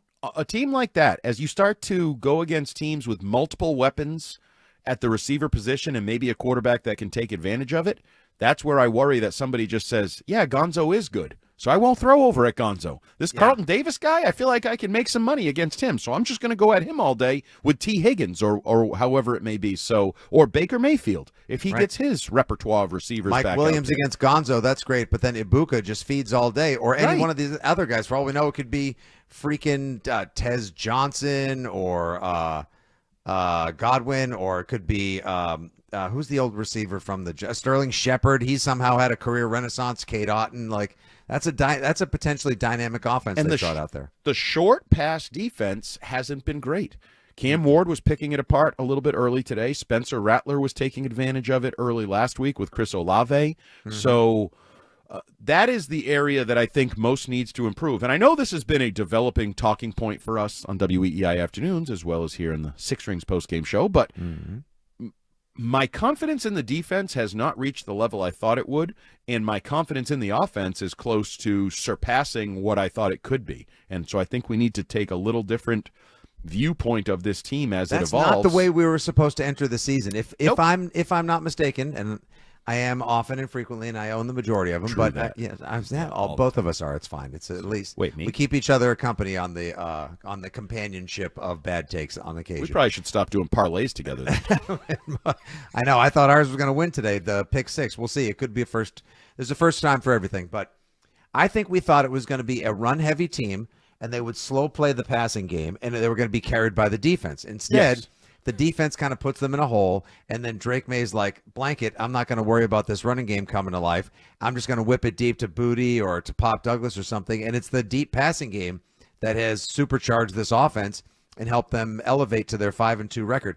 Never thought once, never did I ever deign to think that would be the case for this team, and yet here we are, Andy. They're sitting at 5-2, and Drake May is just knocking out record after record, wowing an audience one at a time on the road, 4 straight. And once again, if you missed this little statistical here, first time the Patriots as a franchise, as an organization, as a team have ever won 3 straight on the road. Pretty impressive as well. But yeah, the way we thought this was, they're at the record that we thought would be a best case scenario in the middle of October. It's just the way that they got to it was in no way, shape, or form how we thought they'd get there. Which is why football's awesome, which is why I say it's so fun to be enjoying this again and everything that's evolving. And I did just look up on my FanDuel app. So the Patriots currently have the 8th best odds to make the playoffs in all of football. So that's NFC and AFC. They have the fourth best odds in the AFC. The Bills are minus 1,600 to make the playoffs. Then it goes the Colts at minus 950 already. Bucks at minus 900. Chiefs minus 750. Packers minus 520. Eagles minus 520. Rams minus 385 and Patriots minus 400. Actually, that's out of order. It's minus 400 for the Patriots. They have better odds than the Rams. So minus 400. The Patriots are supposed to make the playoffs. FanDuel agrees with me. They think it would be a disgusting disappointment if the Patriots do not make the playoffs. There were some scores today, by the way. Just want to point out, producer extraordinaire Zach Coe will get you caught up on the NFL scores momentarily when we bring you the latest and trending sports news. But there have been some scores, like some of the ones now in the 4 o'clock hour, as well as I think that was the finale of the London games. Yes. You're not we don't need to remind the audience how little you think of Trevor Lawrence as a franchise quarterback. Did you ever expect to flip on your TV box, your internet, or whatever, excuse me, and see Rams 28, Jags nothing? Nope, I did not. But, you just never know what you're going to get. With the Trevor Lawrence experience, you'd think you'd get more return on your investment for $260 million or whatever the hell it is, and Travis Hunter and Brian Thomas Jr. Like, they have talent there, and Cohen hasn't exactly hit his stride. He even they were talking about it during the game, a little bit of a desperation move. I guess on a weekly basis, he shows the team the game records that are on the other team, like the best player. It could be Max Crosby or whoever you're playing, Christian Gonzalez, game wrecker. This week, he just put highlights of themselves on it and said, we're wrecking our own games. We need to stop wrecking our own games. And Trevor Lawrence is at the head of that pile. He can make great plays. He can look like Drake May. He can look like the good Drake May at times. And then he just misses throws that Trevor Lawrence can't miss as the number one pick and the guy making $250 million. But yeah, that was, and the Rams showed up and showed out. And I know people were criticizing that they showed up late. They treated it like a regular road game and just showed up yesterday and played today. And well, Sean McVay seems to know what he's doing and knows his team because they whooped ass. Yeah, it kind of worked out for them as well because they didn't have Puka Nacua, Adam Schefter's MVP candidate. And so instead he just a little spread snark the ball for Shefty there. Yeah, well, that's all right. He didn't give. I don't think he showed enough proper deference and love to Drake May as an MVP candidate, and I think that we're treating him as such here. And I'd like to see some other people do just the same. But the Rams just spread the ball all over everywhere today. Devontae Adams looks like he's joyfully caught a second or a third wind as well. Out with the Rams as the number 2/1 option for them. No, they're really good. Matthew Stafford almost 40 himself. Boy, I got to tell you, it's a hell of a year for the 40-year-old quarterback club. Flacco, Aaron Rodgers, Matthew Stafford's, I think, 38 years old. Some pretty impressive stuff. Anyway, when we come back, we're just going to catch you up on trending sports news in a moment. When we come back, we will revisit some pre-game storylines about potential trade targets and trade markets for your New England Patriots. Which one do you prioritize? What would be your number one choice? Could it be a receiver? Could it be a pass rusher? Or could it be, as was reported, I believe on Fox this morning, or yes, that the Patriots are also in the cornerback market as well. We'll get to all of that. Megan Onalini at 5:45, John Lyons at 6:20, plus also don't forget in the 6 o'clock hour, it can't be a Six Rings postgame show without Andy Hart's thumbs up, thumbs down, brought to you by our friends at Cars for Kids. 617-779-7937 is your telephone number. And right now, this is your trending sports news with Zach Coe. The coach and the quarterback are heard live here every Patriots Monday. Now, here's what's trending on WEEI. Patriots keep on rolling with a 31-13 win in the Mike Vrabel revenge game against the Titans. Drake May continues his MVP campaign. He went 21 for 23 with 222 yards and 2 touchdowns, adding 62 yards on 8 carries on the ground. Pats remain in first place with the Bills on their bye week. They'll welcome the 2-5 Browns to Gillette next Sunday afternoon. Elsewhere in the NFL, those same Browns that the Pats will take on next week rolled the Miami Dolphins 31-6 the final. The Chiefs shut out the Raiders 31-0. Jets fall to the Panthers 13-6. Colts beating up on the Chargers 20-3 late in the first half, and the Commanders and Cowboys locked in a shootout, 17-8. Cowboys lead at the start of the second quarter. Later tonight, Mac Jones and the San Francisco 49ers host the Atlanta Falcons on Sunday Night Football.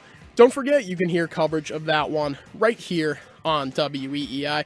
Westwood's One's coverage begins at 7:30, right after Six Rings. Bruins fell to 3-3 on the season after they lost to the Colorado Avalanche 4-1. Johnny Beecher, the lone goal scorer. They'll look to avoid a winless road trip tonight in Utah, taking on the Mammoth. Puck drop from Delta Center at 7. Finally, the Seattle Mariners looking to secure their first AL pennant in team history in tonight's ALCS Game 6. Logan Gilbert taking the mound for Seattle, opposite rookie Trey Yesavage for the Jays. First pitch from the Rogers Center at 8:03. My name is Zach Coe, and that's what's trending now on WEEI and WEEI.com. More Six Rings coming up after this. The Greg Hill Show. Don prefers tookus. He used that on the show. I do like that word. It's a great word. Yeah. It's like my grandmother used to use that word. You said tookus. It's like a butt. I like that one. I got to use that one. It rolled off the tongue. It's a great word, Ty. Yeah, well, you never heard that one in the hood right there. I like that one. That's a new name. You learn something every day. That's why I love you guys, man. You expand my vocabulary. Did you miss something? Listen to the podcast on the Odyssey app or at WEEI.com. The Greg Hill Show, morning 6 to 10 on New England Sports Original. WEEI. WEEI. No one loves kitchen cleanup, which is why you'll love new Palmolive Ultra Strength, as it instantly cuts through grease. Gentle on the planet, too. Palmolive has great new additions, including Palmolive Dishwasher Power Packs, which tackle 48 hours stuck on food and baked on messes with ease. There's also Palmolive Spray Away, a spray-activated foam that cuts grease on contact, and Palmolive's antibacterial liquid dish soap that cuts 99.9% of bacteria on kitchen surfaces. Palmolive, good for your home, good for the planet. Think Verizon, the best 5G network, is expensive? Think again. Bring in your AT&T or T-Mobile bill to a Verizon store and we'll give you a better deal. Now, what to do with your unwanted bills? Maybe turn them into paper airplanes headed to See Ya Never AT&T and T-Mobile. Jokes aside, the best 5G network has you covered with the most ways to save on plans, streaming, and phone deals. So bring in your bill to your local Verizon store and we'll give you a better deal. Rankings based on root metric true score report dated 1H 2025. Your results may vary. Must provide a postpaid consumer mobile bill dated within the past 45 days. Bill must be in the same name as the person redeeming the deal. Additional terms apply. If you've been having your McDonald's sausage McMuffin with an iced coffee from somewhere else, now is a great time to reconsider. Wake up to a warm sausage McMuffin with egg for $3 and add your favorite any size iced coffee in caramel, black, or French vanilla for just $1.29 during breakfast hours only. Prices and participation may vary, cannot be combined with any other offer. Ba-da-ba-ba-ba. It's construction reduction time. Yes, it is. Hi, Kimberly Dare from Commonwealth Motors, and we are building an all-new state-of-the-art Kia facility, and we are super excited. We need room, so it's construction reduction time at Commonwealth. We need to get these vehicles out of here. That's right. Construction reduction clearance prices on every Chevy, Kia, Honda, Nissan, and Volkswagen, and used too. We constantly check the competition to guarantee our best price possible every day, but we need room! Now is the time to get a great deal on a new or used Honda, Kia, Chevy, Nissan, or Volkswagen. We really need the room now. Dad, what are you doing? We need room. I'm trying to help these guys out so we can get this done sooner. Stop. Let's just give our best construction reduction clearance price on every vehicle in stock and make more room. Commonwealth Motors, located right off Route 495, exit 103A in Lawrence. Find us fast at shopuslast.com. Shop us last, you'll love it. Hey, watch it. If you're one of the millions of Americans behind on your taxes, if you're afraid to open your mail because IRS collection letters could be coming, listen carefully. The IRS is cracking down, taking paychecks, freezing bank accounts, revoking passports. That's a fact. But here's what most people don't know. There are official tax relief programs designed to help struggling taxpayers. Programs that could save you thousands if you qualify. No one knows these programs better than the experts at Optima Tax Relief. Optima's award-winning team will fight to protect your paycheck, your passport, and your property. Their tax attorneys and licensed tax professionals will work tirelessly to get you the best deal possible with the IRS. Every day, penalties and interest keep piling up, so don't wait. Call Optima now for a free consultation. Call 800-354-2840. 800-354-2840. 800-354-2840. Optima Tax Relief. Some restrictions apply. For complete details, please visit OptimaTaxRelief.com. You need parts? O'Reilly has parts. Get one free set of brake pads when you buy 2 brake rotors. Upgrade to Brake Best Select pads for just $10. Or upgrade to Brake Best Select Pro or Import Direct pads for just $20. Product availability. Just one part that makes O'Reilly stand apart. Restrictions apply. See store for details. O'Reilly Auto Parts. Some people just know you can save money on car insurance by checking Allstate first. Like you know to check if they're going for it on 4th down before going to the concession stand. Yeah, give me 3 hot dogs, 2 jumbo Touchdown, baby! What? Hey, buddy, you want cheese with those? Yeah, checking first is smart. No. So check Allstate first and see what you could save. You're in good hands with Allstate. Potential savings vary, including based on how you buy, subject to terms, conditions, and availability. Allstate North American Insurance Company and affiliates, Northbrook, Illinois. This is the story of the one. As a custodial supervisor at a high school, he knows that during cold and flu season, germs spread fast. It's why he partners with Grainger to stay fully stocked on the products and supplies he needs, from tissues to disinfectants to floor scrubbers. All so that he can help students, staff, and teachers stay healthy and focused. Call 1-800-GRAINGER, click Grainger.com, or just stop by. Grainger, for the ones who get it done. What's up, everybody? This is Pro Football Hall of Famer and 3-time world champion Ty Law, and I invite you to try my new vodka, Corvus, the official vodka of the Pro Football Hall of Fame. Corvus is refreshingly smooth, 6 times distilled and charcoal filtered. A portion of the proceeds is donated back to the Pro Football Hall of Fame Players Assistance Fund, so be sure to ask for Corvus at your favorite bar, restaurant, and liquor store. Corvus, I know you will love them all. The Six Rings postgame show on WEEI. And that one's intercepted. Picked off by Marcus Jones on the return. And Jones with a deflection interception. And the Patriot defense continues to shine in the Music City. That would be Patriots Monday and WEEI afternoon favorite Marcus Jones with another pick. Andy, that price tag is going up by the game. It's a kickoff return. It's a big tackle. It's a forced fumble. It's a sack. It's an interception. Dude's doing it all. And dare I say, I am going to dare to say this, as we've just been doling out the hot takes, the wild predictions, and the dynamic descriptives on the postgame show today. I think Marcus Jones has played the best of anyone on the Patriots defense thus far this year.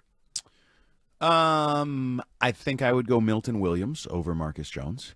Also worth the money. I think Milton Williams has been phenomenal again today. He's a damn good football player.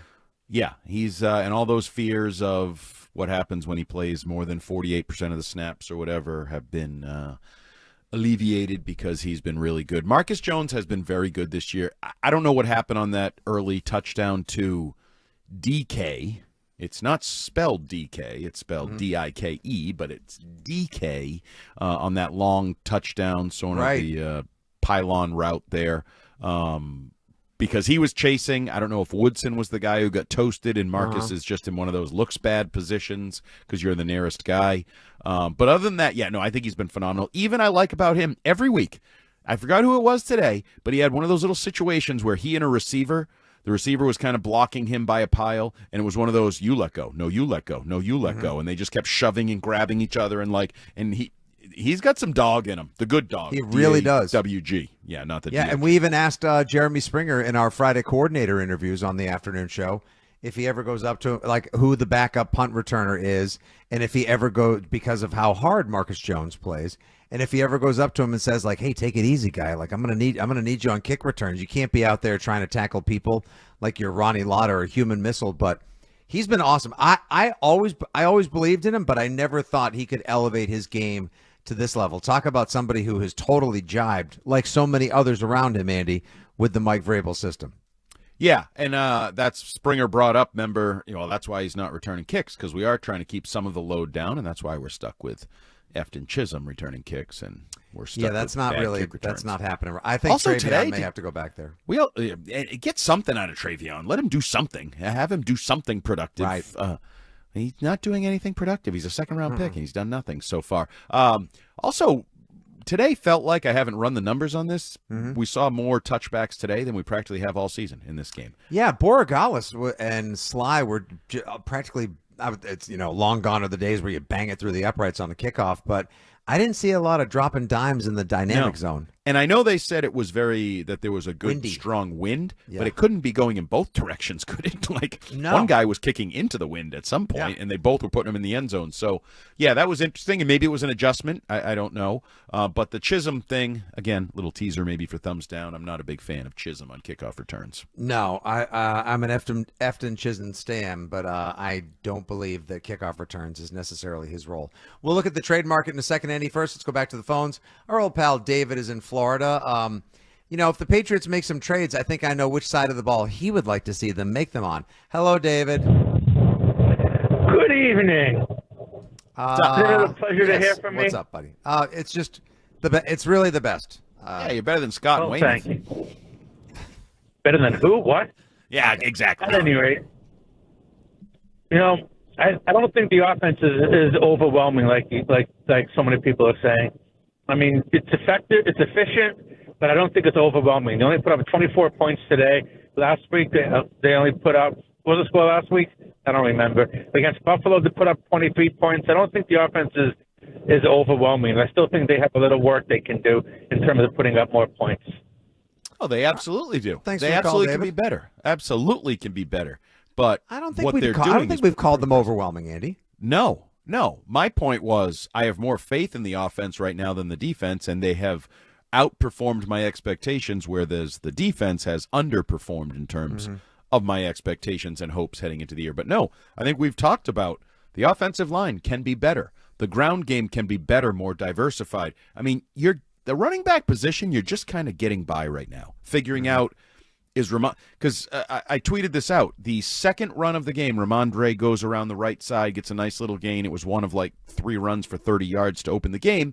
And Mike Vrabel comes on the field and goes, hey, and shows him high and tight. He is still coaching the hell out of Ramondre Stevenson to make sure that doesn't go south or sideways or even worse than it's been. And you're getting nothing. You don't have running backs. You don't really have running backs that you have any faith in right now. Yeah, well, I got to say, though, if Ramondre runs like he did in the first quarter and is able to run with that ferocity, then, against then the you 32nd ranked run defense. Yeah, okay, well, they stink. Yeah, they stink out. Might as well have been Zavarian's run defense, and Drake Who knows? May It brought could it have with been him. Catholic Memorial could have a more stout run defense than the Tennessee Titans, especially when Jeffrey Simmons goes out during the game. All right, so real quick, wanted to run this one by you. So I read a couple of reports pregame today, doing my homework about what New England could get involved with as far as a trade market, which, Andy, if I'm not mistaken, time's up on that in 16 days. It's always so early in the NFL. It's Tuesday, November 4th. This year is the expiration date for your trade deadline. So before the game, we read from DM Rossini, your old pal Diana Rossini from The Athletic. Patriots have spoken to teams about pass rushers ahead of the trade deadline. Additionally, New England has been fielding calls on some of their own players, which I think is a touch bit interesting as well. I also read that Albert Breer said the Patriots could be in the market for a wide receiver. Specifically, the 2 names he mentioned were Chris Olave of the New Orleans Saints, who we saw last week, and get this, Jordan Addison of the Minnesota Vikings. And there is one other report. I apologize for not having the name right here. There was one other report about how the New England Patriots also could be in the market for an edge rusher. So we have cornerback, edge rusher, and wide receiver all mentioned pregame from nationally reputable sources. Even a couple of names floated therein. How do you feel? What would you prioritize? What you're feeling about that potential trade action for these paths? I love the idea of an edge rusher. that could have a positive impact. I think that position is very thin. We talked about it with the Harold Landry injury last week. And Chason had a nice day today, and I think he's a pretty good player, but I don't know how much you can rely on him to be impactful in that way every game. I would love to see an impact guy added to a rotation where those three guys were kind of working their way through. Trey Hendrickson is obviously the name that a lot of people want to throw out there, bandy about, the guy who's had 35 sacks the last 2 years. But I don't know. I don't think he's going anywhere, though, now. I wouldn't if I were them. I think you now have life and might want to convince yourself you can get Joe. I said it the other day. It's going to be like the Celtics. The Celtics and the Bengals should be in the same world. Like, wait, we can hang around and then get Joe Burrow back, just like the Celtics can hang around and get Jason Tatum back later in the year and make a playoff run. The wide receiver thing is interesting. And Jordan Addison is a guy I loved coming out of college. Mm-hmm. And this is going to be a strong opinion based on little information. I feel like I set that up These are the nicely. best kind. I love that preface, too. Go right ahead. But there's been some reports of some pretty serious maturity issues for Jordan Addison fitting in Minnesota and what he's doing and how he's kind of handling himself. I want no part of that. Even though I think he's a talent, this wide receiver room seemingly just matured and gotten its feet underneath it and gelled and all those things. And now you want to bring in a guy that why are they getting rid of him kind of thing, maturity issues, Todd Downing, now you're throwing him a curveball mid-year when he's done a nice job with this group, and they're talking about how much they love him, and Booty's talking about how Todd Downing's the best he's ever had, and like all these things are positives, right? Why am I bringing in Addison? Is he that good? He's not that good. If you told me Justin Jefferson had some maturity issues, but you could bring him in, I'd say, well, Todd Downing, good luck. Vrabel, good luck. May, good luck, because I'm bringing this guy in because he's that talented. No, I would like a receiver addition. I don't think a guy that's having those types of troubles is the guy you want to bring in at this point. You know, vibes. We use that word all too often. Right. I feel like the receiver room suddenly, after years and years with really crappy vibes, I almost said the S word. That's okay. No, it isn't. I mean, we're close enough to safe harbor, right? I mean, at least you're not Jeremy Springer dropping F-bombs on yes, on but a he's Friday a coach. afternoon. He's allowed to. He's got a lot of energy. I think there's finally positive vibes in the receiver room. Do I want to upset that by bringing in? And I know maybe Kyle Williams is the guy. Everybody keeps telling me. Mike Reese, the two Mikes. You do a mic check here. Mike Reese and Mike Giardi. They both keep telling me Kyle Williams is like right on the verge of impact breakout. He's been. I don't know his snap count from today, but you've seen 18 out there a bunch. Yeah, and has he done anything? No. No. I was just thinking. No, he hasn't. No, he's done nothing. And they may be well sourced, and people are telling him what he's doing on practice, and that's great. So maybe they just think Kyle Williams will be it. But yeah, if you could add a receiver. You know, Jalen Waddle is a name that people have thrown out there with the Dolphins. Dude, Miami's going to have to get – you see how – like, we all know that Cleveland took him to the woodshed today. Tua Tagovailoa's line was beyond starting the Catholic Memorial quarterback for the Miami Dolphins level bad, and maybe that kid's even good. He gets taken out of the game. Quinn Ewers comes in. They're a mess. Like, I'm expecting Mike McDaniel to be relieved of his services any week now. And they're going to have to sell off parts. Which parts they sell? Achane, Jalen Phillips. Yes. Judon was a healthy scratch today. They'll try to get a seventh for him. I know. He's a special teamer at this point. Jalen Waddle. Like, who among them? Would you prefer Achane or Waddle? Ooh, that's a really – I think I would take Achane. I think I would take Achane because, as I said – you don't have a running back that you can really have any idea. Like, you go into a game with your fingers crossed at the running back position. Correct. Right now. Literally, fingers crossed. And if you could just add not only a reliable veteran proven talent, but a game breaker and game changer. Like, look at today. Did you see that there was that one play action pass, I believe, to Mac Hollins, and that was a beautiful pass. Well, both linebackers got sucked up because suddenly, they suck, but also Stevenson's actually running the ball. If you add a running game to Drake May and the play-action passing game and the boots and the things he can do off of a guy like Achane in the backfield, I think that would be a lot of fun. So, that might be my answer right there. Above pass rusher, above cornerback, if you added an impact running back that I can actually have some faith in to rely upon, like Achane, I think that would be the guy. Yeah, they also have Ollie Gordon and Jalen Wright. They might feel like, hey, we can get through the year with these two guys. They're high on the 2 recent draft picks as well. They could probably get a second for Achane, and considering the roster rebuilding that they're going to need to do on all levels on this team, it could be quarterback, it could be wide receiver, it could definitely be cornerback, might be defensive line as well. I wouldn't be surprised if they at least entertain offers even beyond what the Jets might hear for Breece Hall. And at 0-7, if I'm the Jets, I'm picking up all those calls as well. 617-779-7937. If you would like to make a call and weigh in on the Six Rings postgame show coming up. Speaking of calls, we'll hear from Andy's old pal, my Six Rings pod partner on occasion as well, Miss Megan Onalini. We'll see what she thinks of Andy's new nickname for her segment, what word she uses as a descriptive for this week's game, and some of her other thoughts on trade options, postseason expectations, and the schedule ahead. Megan Onalini joins Fitzy and Hart here on the Six Rings postgame show coming up. The Red Sox station. WEEI. New England Sports Original. What's up, everybody? This is Pro Football Hall of Famer and 3-time world champion Ty Law, and I invite you to try my new vodka, Corvus, the official vodka of the Pro Football Hall of Fame. Corvus is refreshingly smooth, 6 times distilled and charcoal filtered. A portion of the proceeds is donated back to the Pro Football Hall of Fame Players Assistance Fund. So be sure to ask for Corvus at your favorite bar, restaurant, and liquor store. Corvus, I know you will love them all. Hey, it's John Mita Perrell, and I am feeling great. No, really, great. I'm 2 weeks into Awaken 180, and I'm almost down 12 pounds. The weight is falling off quick. I go to the Newton Corner location, and the coaches there are awesome. They're dialed in, they're supportive, and they actually make this fun. Now I know what you're thinking.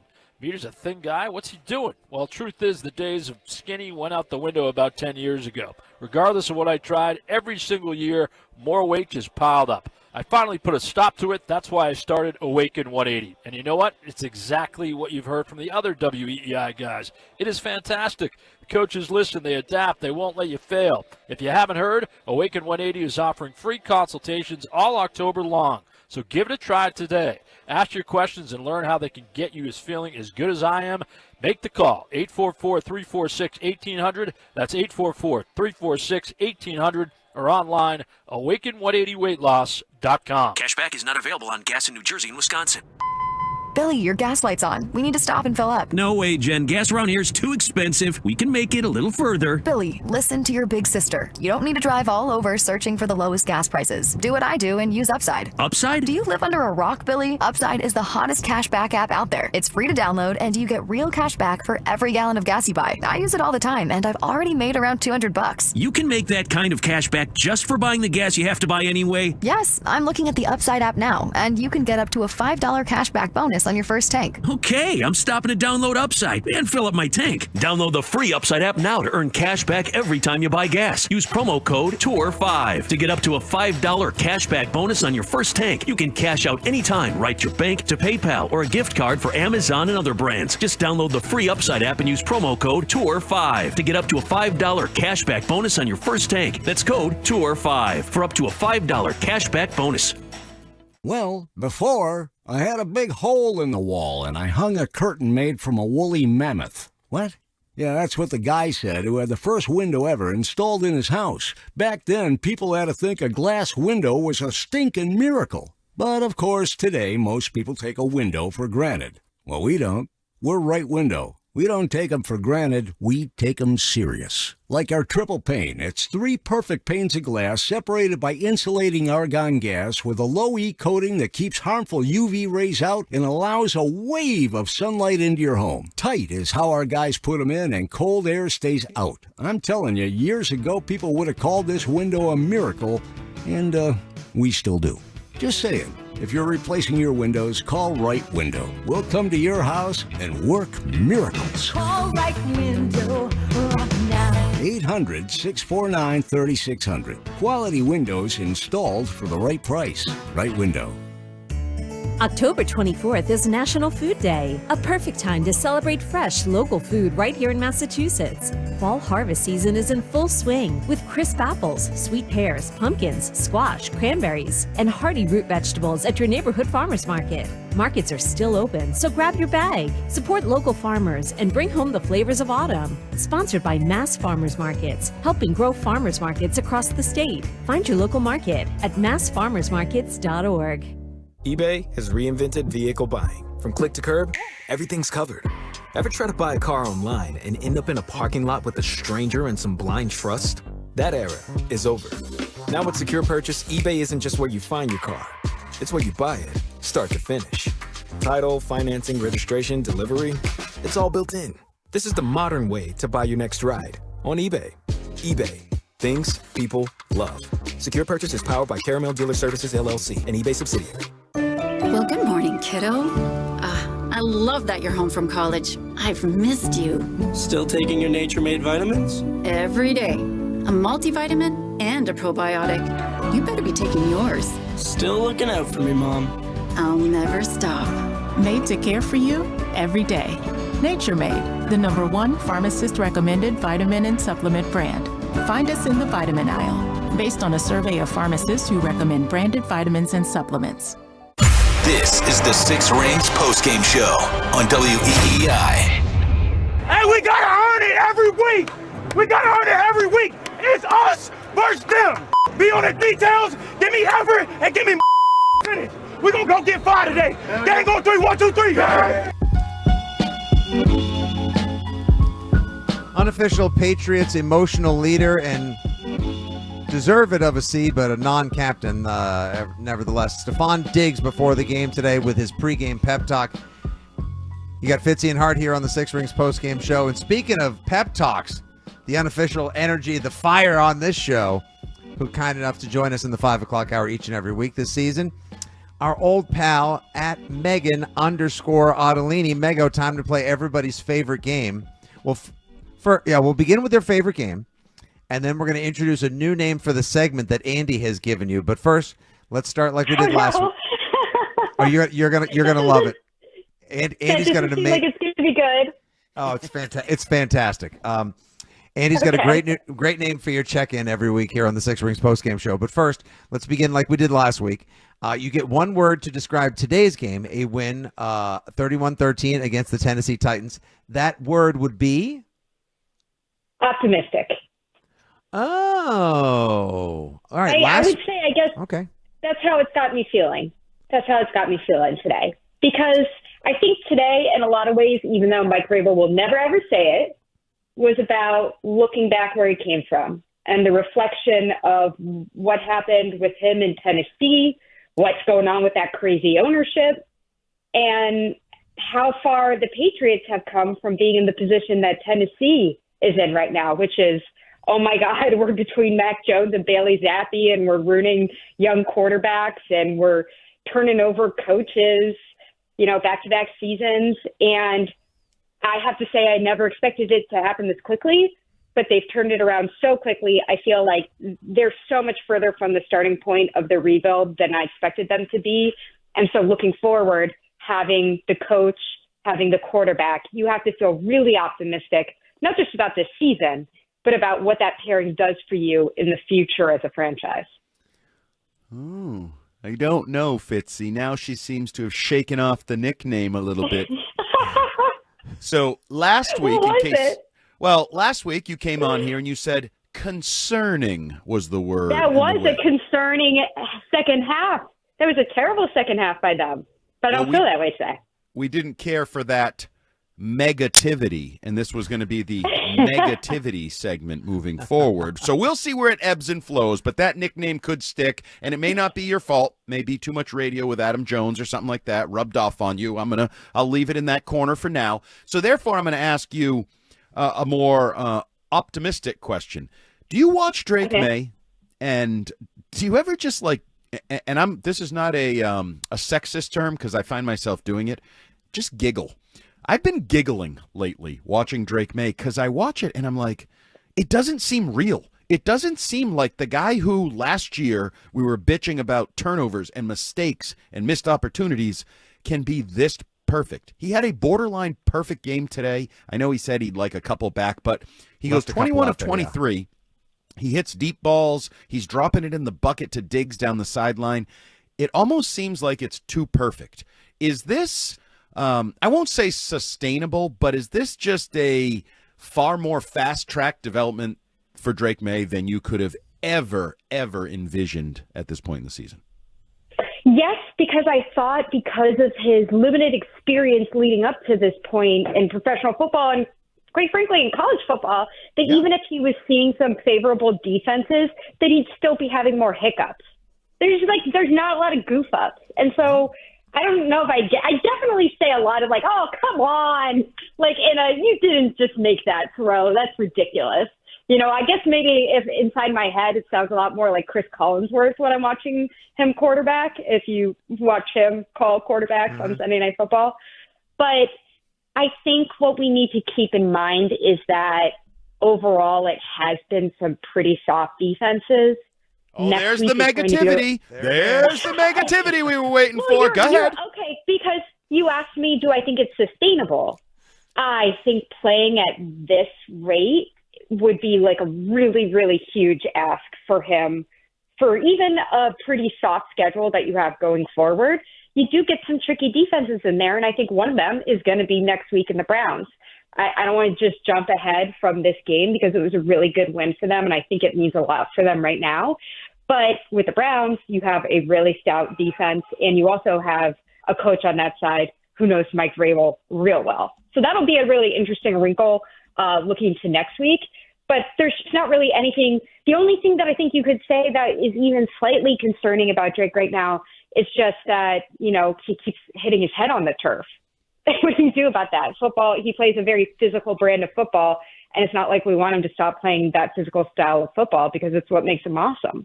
Yeah, and just to interrupt real sorry, quick, please. Yep. I actually had that text with multiple people because my phone was blowing up. Like, people were like, we're going to the Super Bowl, and then they were like, oh, we're not going to the Super Bowl. He's in the blue tent. Yeah. And I was like, literally, that has quickly become the biggest concern with Drake May. Isn't how good he is or whether he's good enough. It's like, is he susceptible or like, are head issues a thing with him? Does he put himself in harm's way? Is he snake bitten? And that is, I think that's amazing that's where we're at with him. Like, your biggest concern is, hey, can we get him one of those, what are they, Guardian helmets, or something? Yeah. Like, that's the biggest concern right now with him. Yeah, he's really tough. I got to say, honestly, like, maybe I was just being hopeful watching because I didn't want to see almost an entire second half of Josh Dobbs, although he did very well for, the 2 snaps that he was in there. He did 3 snaps. He did great. I kind of just thought as soon as he went in there that he was going to come out of that tent. Like, I don't know what you guys thought, but I thought, like, Drake, he's going to do everything he can to, like, show that he's tough and that he's with it. And I don't know, you want to keep him safe, and for the long term, you want him to be healthy. That's what's most important. But for how much we are concerned about the way that he slides and when he takes off and he's unprotected as a free runner and everything, he's a really tough kid.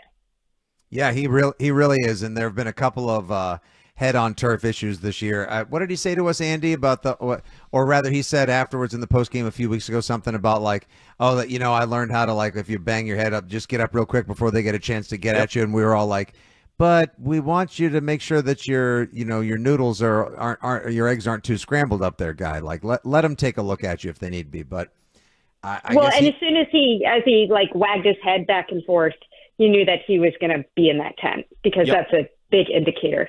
So absolutely. That at least he took a hit there. It usually is. Yes. The optimistic Megan Ottolini from WEEI.com and the Six Rings podcast joining us here on the postgame show. Mego, what is this week's column? I presume there's a column regarding certain elements and aspects of today's game. What is the theme of your musings on this game afterwards? Well, just that I do think that we should have really high expectations for Mike Vrabel. We've talked so much about Drake over this 4-game win streak, and he deserves all of that attention because he is playing out of his mind. But when you think about who Mike Vrabel was in Tennessee and being able to get to the AFC Championship game with Ryan Tannehill, who was 32 at the time, already on his second franchise, and the running game from Derrick Henry through those couple of seasons when he had real success down there. It's just a totally different starting point to me in New England. You have Drake May, who's 23 years old. Like, I don't want to do the Jason Tatum, he's only 19, but it does kind of feel like in that realm of possibility where you go, he's not even getting that much support from the running game. This is the first game where it looked like they had a serviceable running back with Ramondre Stevenson, and they're still just running through these teams that are bottom of the league. So again, like, I almost feel like when you look at the schedule, you go, okay, it's very easy to see. They have 6 games now against teams that have 2 or fewer wins so far this season. A lot of them are 1-win teams so far going into week 7. So you see the Jets twice. Like, it is very conceivable that they're going to be a 10 to 11 win team. Once you get in the playoffs, anything can happen. But it's almost like because you have this quarterback playing the way he is and Mike Vrabel, you're just scratching the surface of the success that Mike Vrabel might have for years to come in New England.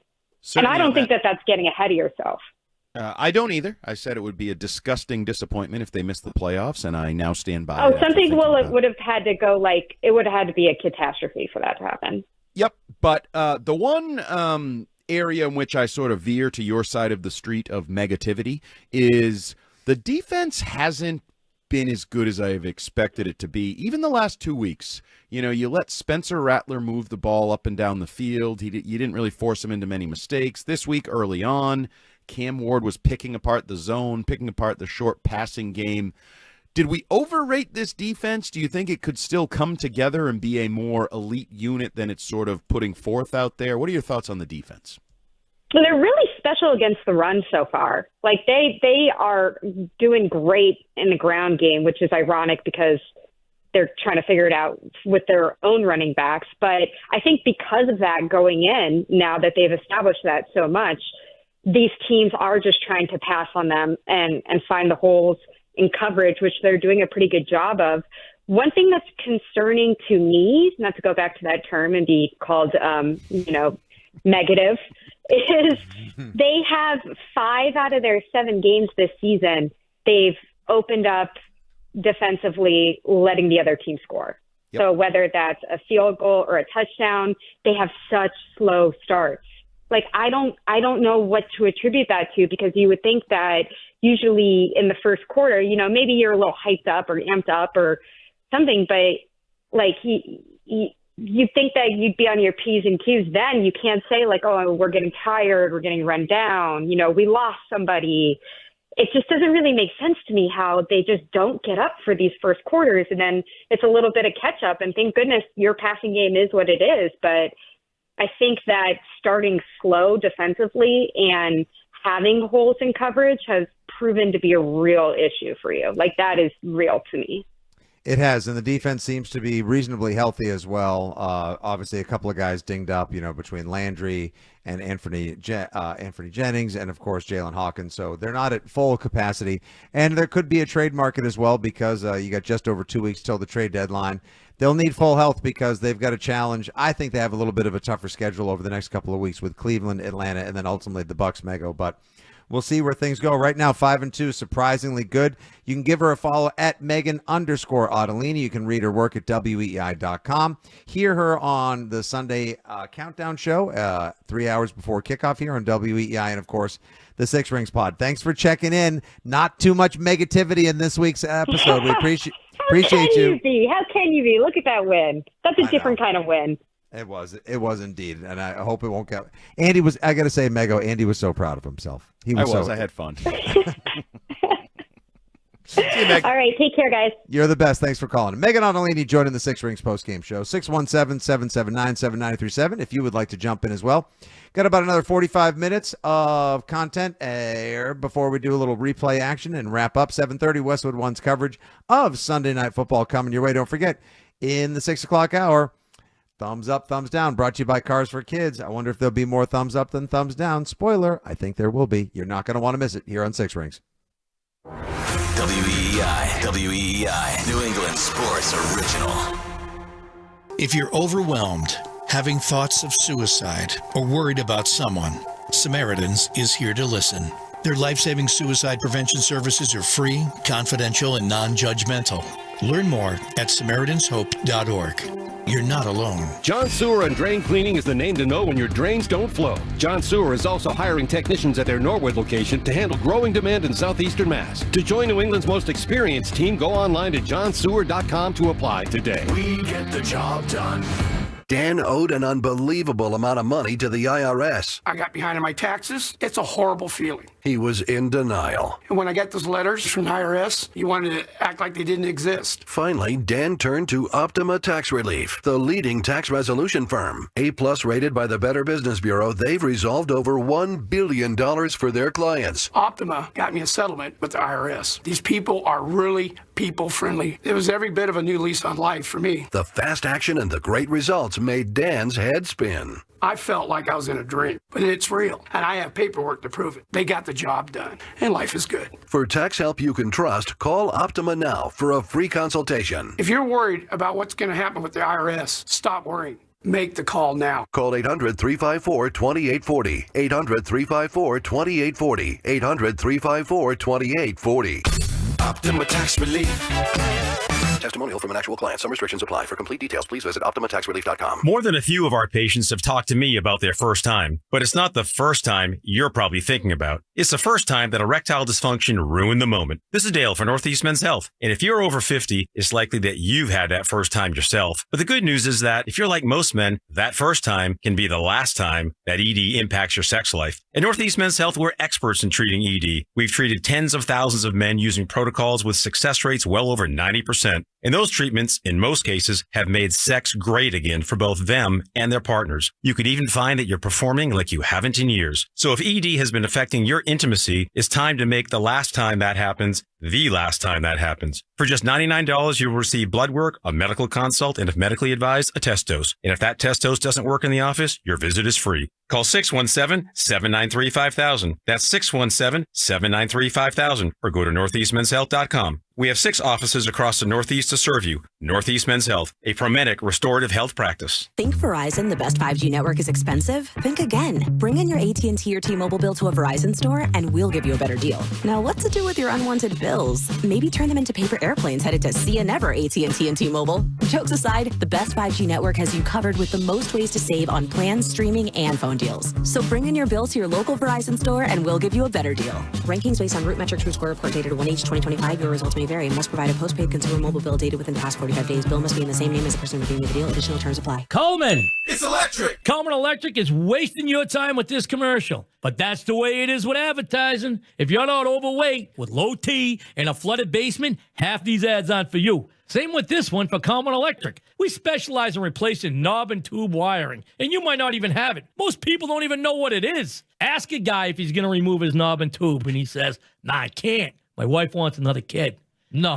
Let me explain. Many houses around here were built 100 years ago and still have the original wiring. The wires would heat up, so they ran them around little knobs and through tiny tubes and called it knob and tube. But insurance companies call it a stinking fire hazard, and insulation companies won't even call back because they ain't touching it. If you've got knob and tube, join this century and book a free estimate with Coleman Electric to have it replaced. And if you don't have it, sorry we wasted your time. But thanks to your sacrifice, you've helped your knob and tube neighbor.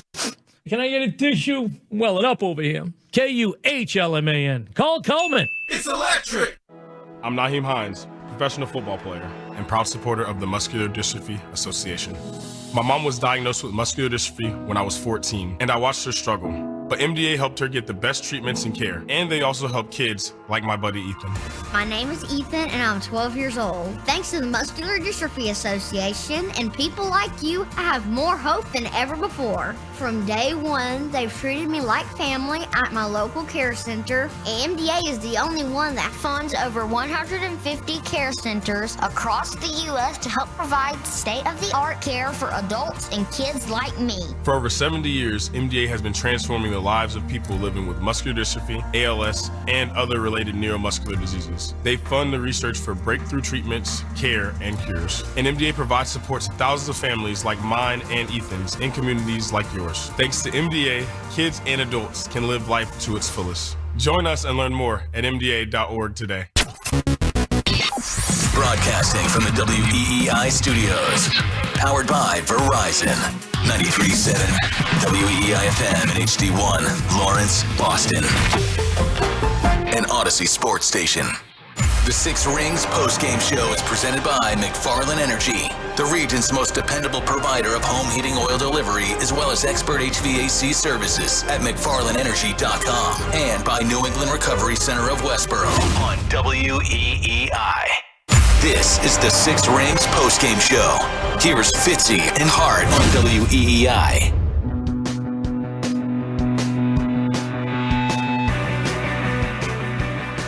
Couple minutes after 6 o'clock on what has been a beautiful autumn Sunday here in New England and throughout Patriots Nation. Once again, your New England Patriots victorious by a score of 31-13 against the Tennessee Titans. We just heard from our friend Megan Ottolini with her thoughts, her optimistic thoughts on the growth and development of Drake May, but most especially Mike Vrabel. We'll hear soon from our friend, one of our weekend hosts here in Frequent Six Rings guest as well, John Lyons.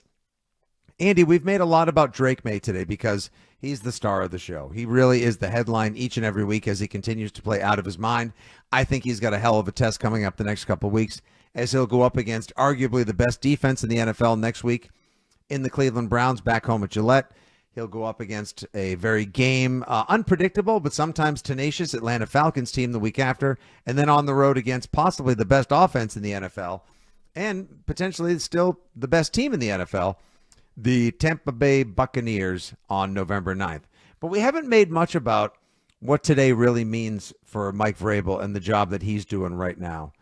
Obviously, pregame he was on CBS talking about how this was just another game for him, or at least so we were told. I'm not sure if I necessarily believe that. He said as much in the postgame as well, that he had moved on from thinking in any sort of spiteful capacity or vengeful manner about his time in Tennessee.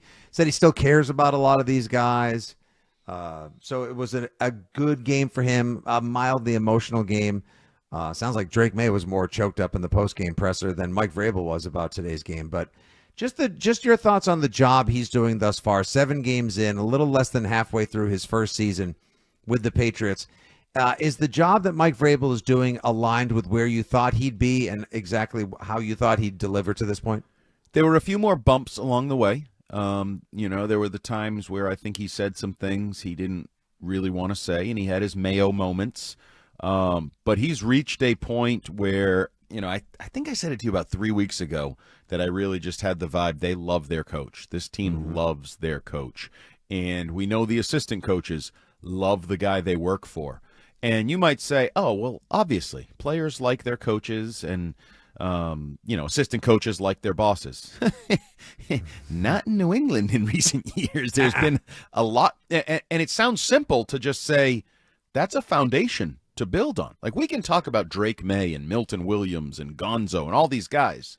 How about we start with, I think the players like the people they're being coached by, and the coaches like their bosses and each other, and it's like, oh my God, do we have a good working environment in New England? And then you add in the talent of Drake May and all those things. So Mike Vrabel put together his staff.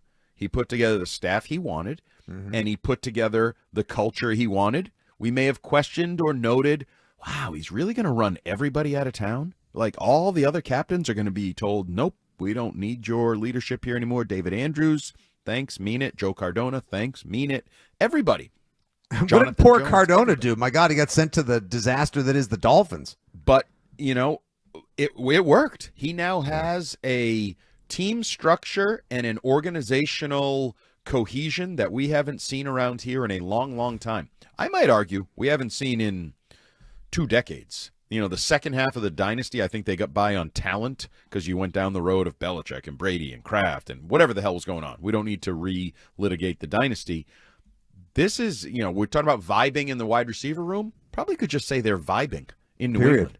Your coach runs in and turn it up. And I haven't listened to all of it. I know they posted their locker room video from today where he's basically being attacked by Drake May. Is clearly, I haven't heard the audio, is clearly handing him a game ball and players are like hitting him and he's kind of like fighting back. Like, there is just a dynamic between Vrabel and his team and everybody that is working. And I know It's much easier to work when you've won 4 in a row and 3 on the road and all those things.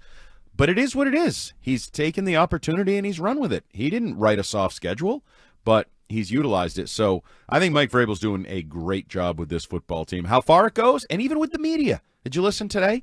He starts with the Karen thing. Oh, Karen, did your phone blow up today? Because there was an ESPN story about how he brought the tradition of starting with Karen, leading up. Which I thought was delightful. And then he's like, oh, Rochi asked a question. Oh, Rochi, 25 years. I saw a video supporting you. How does he remember all of this? Is this how good Stretch is, by the way? Do you think Stretch is in his ear like, Mike, Dan Roach is celebrating a 25th anniversary working with WBZ. Well, Karen Gregan was mentioned on ESPN. Like the notes he gets are Stacey James level, game notes level good, if not more. Can I take it a step further, though? Go ahead. Why not? It's the 6 o'clock hour. You're making it sound... I don't know, cold or like business-like. Politically calculated. I think he notices. I think he's a human being. I think he cares. Everything Ted Johnson told us that was Parcellian. Remember the Parcellian, the story he tells of the rides to the old practice field, and you wanted those rides because you'd get some time with Coach and he'd ask you things. Everything we hear, he notices, he observes, he hears, and he puts it away to reference it. And I think he does that 2 different ways. I think he does it in a positive way to build positive relationships with people. He also does it another way to bust your balls. If I was just going to say, jam it up your pooper. Yeah, jam it up the you-know-where. Yeah. I love him. I love and appreciate him equally for both sides of that. The fact that he can be like that, he is a softer, more intimate, caring individual. I think a lot of us just thought we were going to get a hard ass that was going to be out here talking football 101. We were going to get I'd cut my blank off to win a Super Bowl as a head coach guy. And instead, that guy still is there. That guy still exists. But the more caring and sensitive side of Mike Vrabel, the one who supports Ramondre after the fumbles, the one who tells guys it's okay if they commit penalties, like that has been a revelation for me. And the energy, and of course the ball busters, legendary.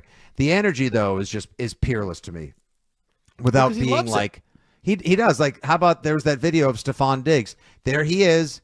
Outside the visitors' locker room in the stadium where he used to, for 6 seasons was head coach, and Diggs yells out as he's walking in with Morgan Moses, that was win number 5, but there's more out there. Like they're all on this, like they're all on the positivity train right now. It's wild. Oh yeah, Diggs said in one of his interviews, I don't know how he got me to buy in, but I bought in. I'm all bought in. Like I don't know how he did it, but he pushed whatever buttons to get me to buy in. And Vrabel even brought up today after the Vegas game. In. Yeah, they're all bought in. After that Vegas game, he started to feel like they were bought in, and that's important for a coach. And it's so hard to measure, and it's so superficial, and you just never know where it is. I don't. But when it happens, when it actually happens, I think it's huge, especially in a league like this. Do I think the Patriots buy-in for Vrabel would help them beat the 2004 Patriots or the no. But they're not playing those teams. All they have to do is be better than the Saints and the Titans, who clearly don't have buy-in because the guy just got there, Mike McCoy. Like, you know what I mean? Like, they literally have buyout because they'll be paying their coach for the next 3 years. So have a better relationship and buy-in than Kellen Moore and Mike McCoy and Kevin Stefanski, who a lot of people think is going to be shown the door at the end of this year. Like, that would be a mistake. I'm sorry. I think he's an excellent coach. I'm not sold on him. I'm not totally sold on him. But I don't know how long did he trade the franchise away for Deshaun Watson? I don't think so. I don't believe he did, but I also don't think he's a great coach. Anyway, let's not get lost in the mud. We got a whole week to get into that nonsense. Just be better than the other questionable organizations, coaches, setups, whatever, and that'll win you 4 or 5 games probably every year right there, right? I know we shared a little Edelman audio earlier in the program from the Fox pregame show, but I'd like to also share this tweet. 3:36 p.m., just as the game was wrapping up, at Edelman11 tweeted, "Winning games you're supposed to win, especially when there's a ton of praise all week, is the mark of a well-coached team. Vrabel has this team trending exactly the way he wants." Yeah, I mean, Edelman's a little optimistic. I mean, he just got inducted into the Patriots Hall of Fame. He's always a Patriot, forever Foxborough. Like, he's got all that crap going. And I get it. Speaking of Kool-Aid, I get it. I get it as well. But to me, it's more valuable like the current receiver, Stephon Diggs. You've got full buy-in from Stephon Diggs. I chuckled earlier when you said he should have a C on his chest, and I was thinking, is that for cocaine? But it was totally inappropriate, so I am not thinking that anymore. Take a lap, Andrew. But he's totally bought in, and the longer you can do that, the better chance. And if you get players like that to buy in, I know you're going to get the others to buy in, right? He's one of those guys where there's a challenge there. So, yeah, I think Mike Vrabel has done a tremendous, tremendous job so far. Yeah, I think it's hard to say that you'd be impressed by any other aspect of this team, save for Drake May's accuracy and deep ball throws, more than the job Mike Vrabel has done. And I just want to go to commercial saying I think the man deserves significant Coach of the Year considerations. And I'm sure we'll start seeing his name inching closer and closer to the top, if not at the top of the list. Will guys like Ben Johnson, who's got the Bears going in the right direction, be nipping at the heels? Be fun to see those guys play, but unfortunately, you just got to play the teams that are on the schedule, and I think the next couple of weeks will be an excellent test for where your 5-2 Patriots really are against this parity-ridden league that now will see the Patriots probably as the number 2 seed in the AFC because the Colts are absolutely just whooping up on the Bolts out in Los Angeles right now, 31-10 last time I checked. 617-779-7937, your phone number. When we come back, we'll hear from the coach himself. John Lyons will join us for a few minutes, and then, of course, thumbs up, thumbs down. So much to look forward to, so much more Six Rings. Happy to have you, and, of course, so many scores to catch you up on with the trending sports news du jour. Here is Zach Coe. The Greg Hill Show, weekdays 6 to 10. Now, here's what's trending on WEEI. Patriots keep things rolling. They win 31-13 in the Mike Vrabel revenge game against his former team, the Tennessee Titans. Speaking of continuing rolling, Drake May continued his MVP campaign. He went 21 for 23, 222 yards and 2 touchdowns. He also added 62 yards on 8 carries on the ground. Pats remain in first place in the AFC East with the Bills on their bye week. They'll welcome the 2-5 Cleveland Browns to Gillette next Sunday afternoon. Elsewhere in the NFL, the Chiefs blank the Raiders 31-0. Jets fall to the Panthers 13-6. The Dolphins were beat by the Browns 31-6. Giants beaten up on the Broncos 19-0. Fitzy just mentioned it. The Colts are all over the Chargers 31-17 in LA. Later tonight, Mac Jones and the 49ers host the Atlanta Falcons on Sunday Night Football. Don't forget, you can hear Westwood One's coverage of that one right here on WEEI. Following 6 Rings, coverage starts at 7:30. Some sad news coming out of the NFL. Tampa Bay Buccaneers announced former running back Doug Martin has passed away at age 36. Bruins fell to 3-3 on the season last night. They fell to the Avalanche 4-1. Johnny Beecher, the lone goal scorer. They'll look to avoid a road trip sweep tonight in Utah. They take on the Mammoth. Puck drop from the Delta Center at 7. Finally, the Seattle Mariners look to secure their first AL pennant in team history in tonight's ALCS Game 6. Logan Gilbert on the mound for Seattle opposite rookie Trey Yesavage for the Jays. First pitch from the Rogers Center at 8:03. My name is Zach Coe, and that's what's trending now on WEEI and WEEI.com. The Greg Hill Show. John prefers tookus. He used that on the show. I do like that word. It's a great word. Yeah. I think my grandmother used to use that word. You said tookus. It's like a butt. I like that one. I gotta use that one. It roll off the tongue. It's a great word time. Yeah, well, you never heard that one in the hood right there. I like that one. That's a new name. You learn something every day. That's why I love you guys, man. You expand my vocabulary. Did you miss something? Listen to the podcast on the Odyssey app or at WEEI.com. The Greg Hill Show, mornings 6 to 10 on New England Sports Original. WEEI. WEEI. Celestial Seasonings invites you to experience a life full of flavor. At Celestial Seasonings, they're passionate about crafting extraordinary teas that invigorate the senses. From relaxing herbal teas to energizing black and green to refreshing cold brew iced teas and everything in between, there's a Celestial blend that's perfect for any occasion. Plus, they blend their teas using the finest herbs, teas, spices, and botanicals while packaging them in engaging, thoughtful boxes representing the goodness inside. Experience Celestial Seasonings today. Change is always happening. It's part of life. And when it comes to music, change is all around us.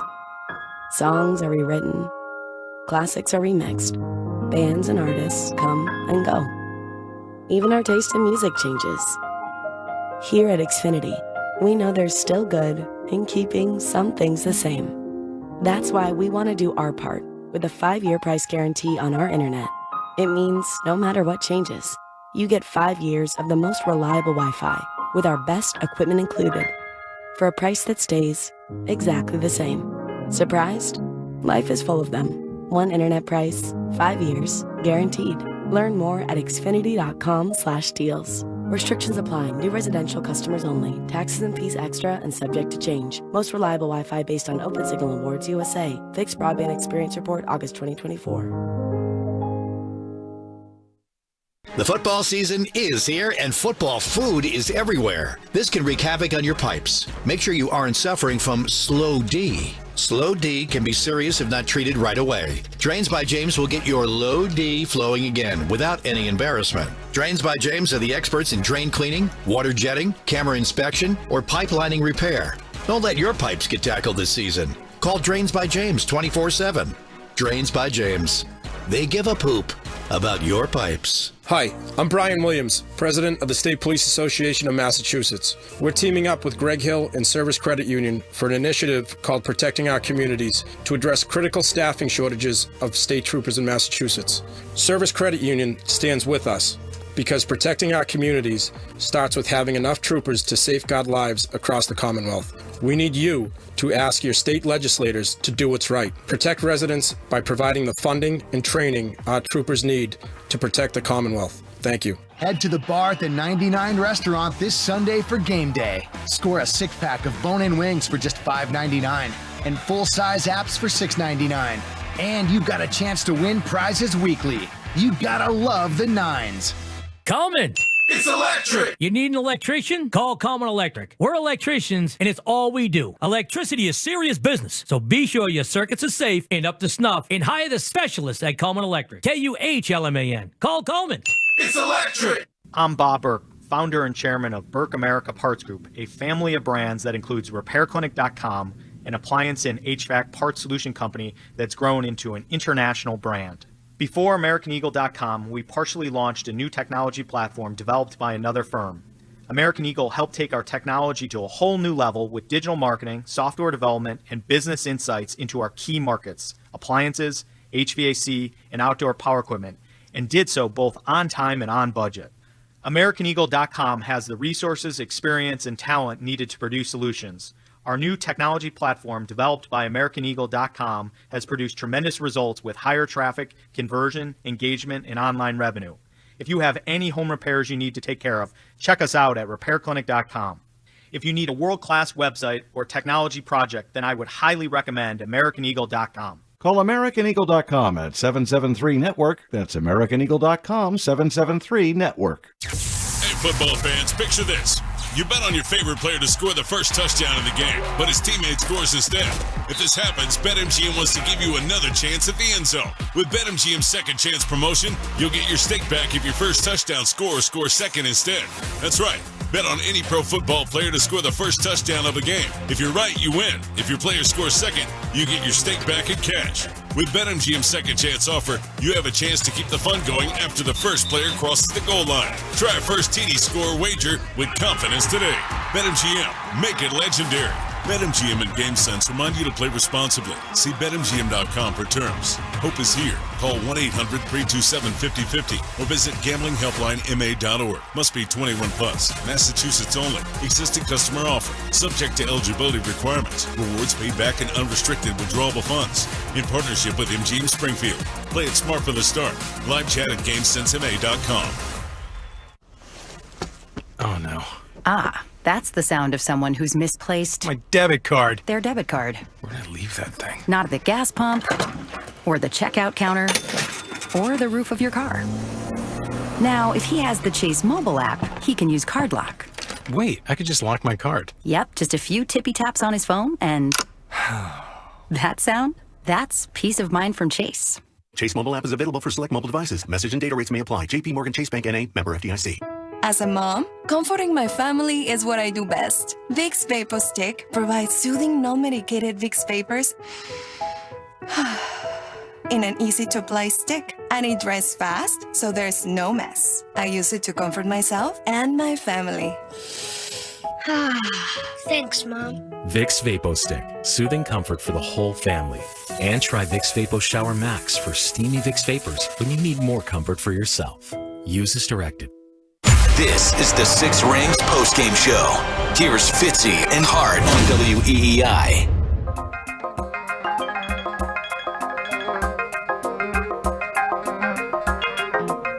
Speaking of eminence fronts, pulling in now to the Six Rings postgame show to make his 2025 season debut. The coach himself, one of our weekend participants and hosts here at WEEI, one of the fill-ins, and of course, you can frequently hear him on the Six Rings podcast as well. John Lyons in the house with Fitzy and Hart on the postgame show. Johnny, what'd you think of that game today, pal?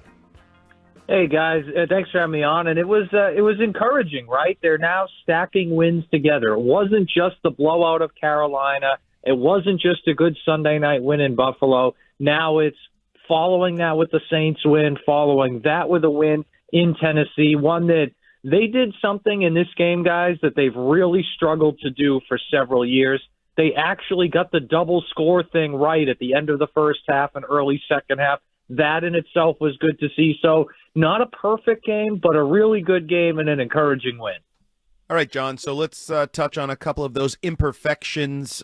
Two things that bothered me today. I thought Jared Wilson really struggled at left guard, and Fitzy brought up the idea maybe they're better with Ben Brown getting some reps in there. And then defensively, continued the trend of some slow starts, the short passing game. Spencer Rattler kind of moved it. Cam Ward looked good early. So if you had to pinpoint a bigger concern, would it be Jared Wilson, the offensive line, where that's going to end up this season, or this defense and where that ends up? So right now it's those early down and early series defensive struggles they've had in games. Because this year they've played 7 games and they've given up points on their opening drive in 5 of them, including 3 touchdowns. Today it was a field goal. And even today it was a field goal on the opening drive and then immediately a touchdown on the Titans' second drive. So, 10 points in 2 drives. And that second drive was just the 3 plays. You had the 2 chunk passing plays in that, the 18-yarder and the 38-yard touchdown pass. So that's something that, you look at the surface of it, they only gave up 13 points today. They only gave up 19 points last week, right? In Buffalo, they only gave up 20 points. So they're not giving up a ton of points. But what that opening drive thing, and you can even extend it out to the first half because Miami scored a couple touchdowns in the second quarter in week 2. Pittsburgh scored touchdowns on their first 2 drives in that game as well. So you can extend it out a little.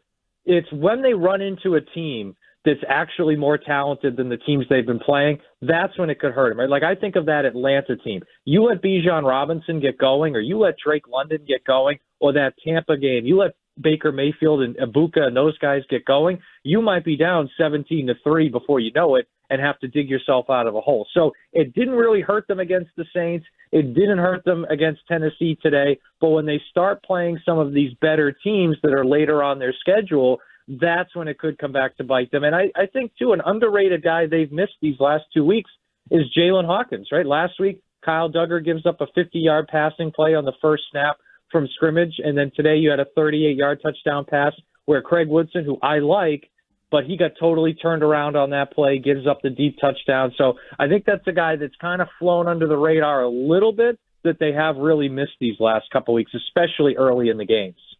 John Lyons at The Real John Lyons from social media joins us here on the postgame show.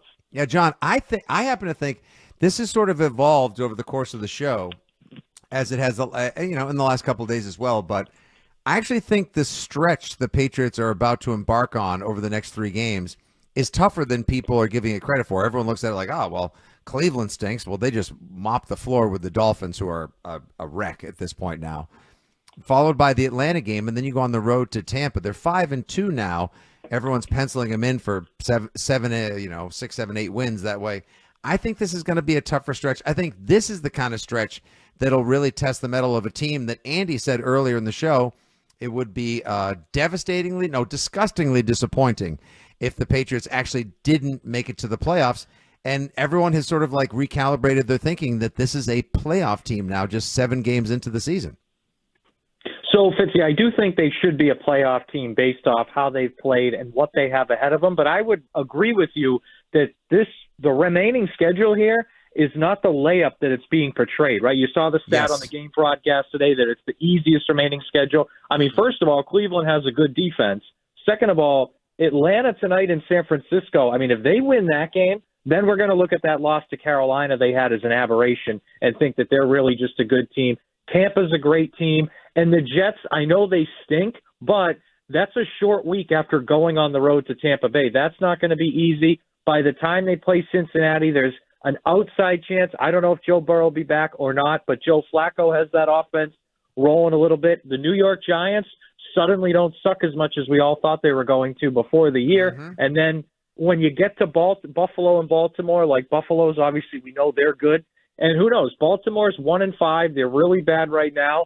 But if by the time that game comes around, if they're back around 500 and Lamar Jackson's healthy and they're fighting for a playoff spot, that could be a tough game. So I think, look, it's still, you still have the Jets twice. It's still Miami. It's still Cleveland. Like, you have winnable games here, but it's not the layup that I think a lot of people are thinking and hoping it's going to be.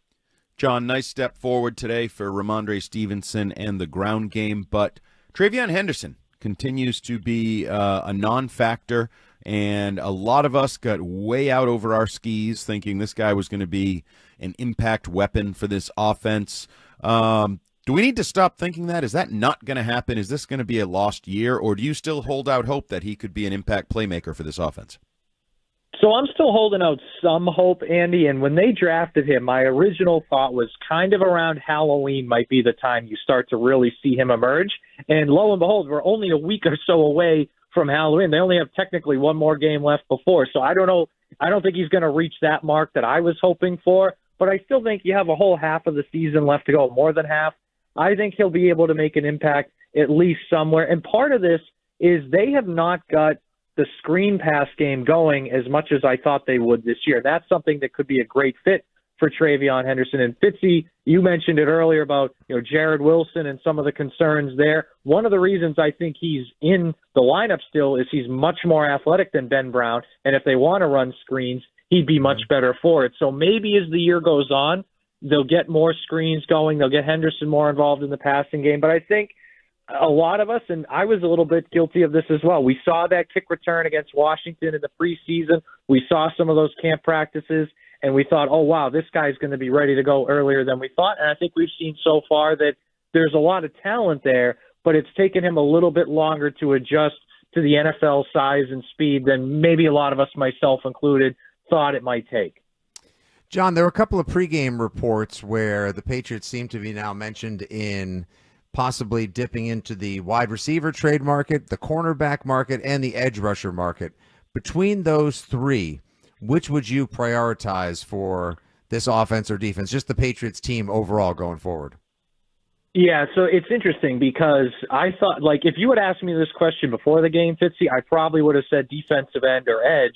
And I thought, look, Chaseon's been pretty good all year. Landry's been pretty good all year. But today, together, they had their best game together. And you still have Anthony Jennings, who's not really playing at all, but I think he's still a good enough player to have in your rotation. So I think about wide receiver, and I know Kayshon Bouy's playing really well. Stephon Diggs has been good.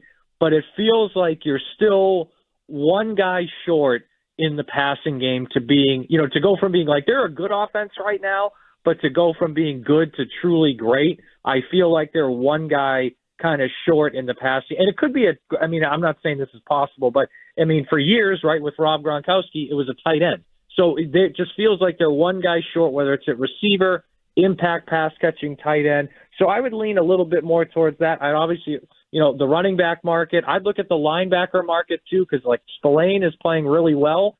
I don't really love the depth beyond Spillane, though, at off-the-ball linebackers. So to answer your question, I'd lean receiver of that group, but it's a better group than last year. It just feels like they're one high-impact type player short. John, I feel like we're way too deep into this interview without really having delved into Drake May, who continues to put up just absolutely silly numbers. And I said to Fitzy, I think the thing that is missed the most about him, and that I think I missed, I think it's becoming clear he has kind of a thirst for knowledge, improvement, victory, killer instinct, whatever you want to call it. That comment he made today about setting the completion percentage record, and he's like, I missed a couple. There's a couple I should have hit, and I shouldn't have scrambled. I think this guy wants to be literally perfect. Have you been as surprised as we all have that in about 5 weeks he went from a question mark to an MVP candidate? It's funny, right? You go back to that Raiders Week 1 loss, and he had a really bad game. Right? You could argue it was the biggest reason they lost that game. Much better in Week 2 than Week 3. Kind of an iffy performance. Makes some good throws. Has some turnovers, though. And then since then, he's been awesome. I mean, and it's not a coincidence, guys.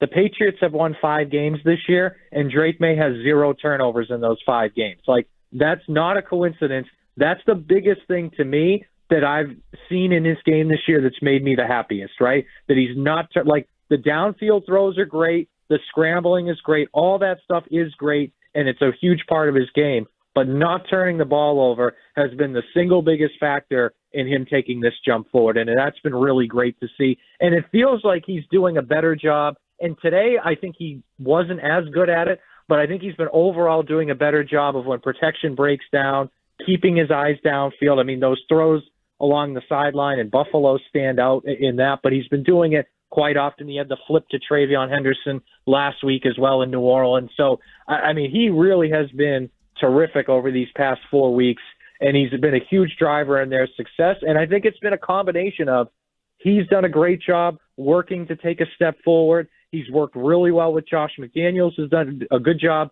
developing him and with the scheme. So is Ashton Grant and Mike Vrabel, but also their receivers are better. Their offensive line is better. Their schedule's a little softer, too. So you put all that together, and I think you're seeing a player who right now is looking like arguably the best player from that draft class a year ago and a future, top 4, top 5 quarterback in the league.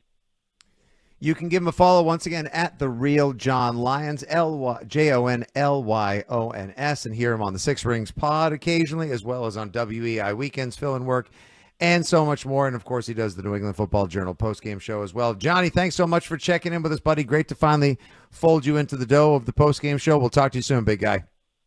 Always a pleasure, guys. Have a good one. You too. John Lyons here with us on the postgame show. One more little bit of live content here, Andy, before we wrap up our live portion of the Six Rings postgame show. And, of course, it is the moment that everyone always looks forward to. That, of course, being thumbs up and thumbs down. Who got it done? Who was second to none? And who should be on the run? Thumbs up, thumbs down from Andy Hart here on the postgame show is sponsored by Cars for Kids. The easy way to donate your car. Donate today, and your car can be picked up tomorrow. Go to carsforkids.com. That's cars with a K, or call 1-877-CARS-FOR-KIDS. Take it away, Andy. So the first one's the easiest one. It's Drake May. When you set a franchise record for completion percentage in a game and you play for the same franchise that had Tom Brady, the GOAT, the statue, you've accomplished something. He's unbelievable. I thought he ran the ball really well today, 60-plus yards running.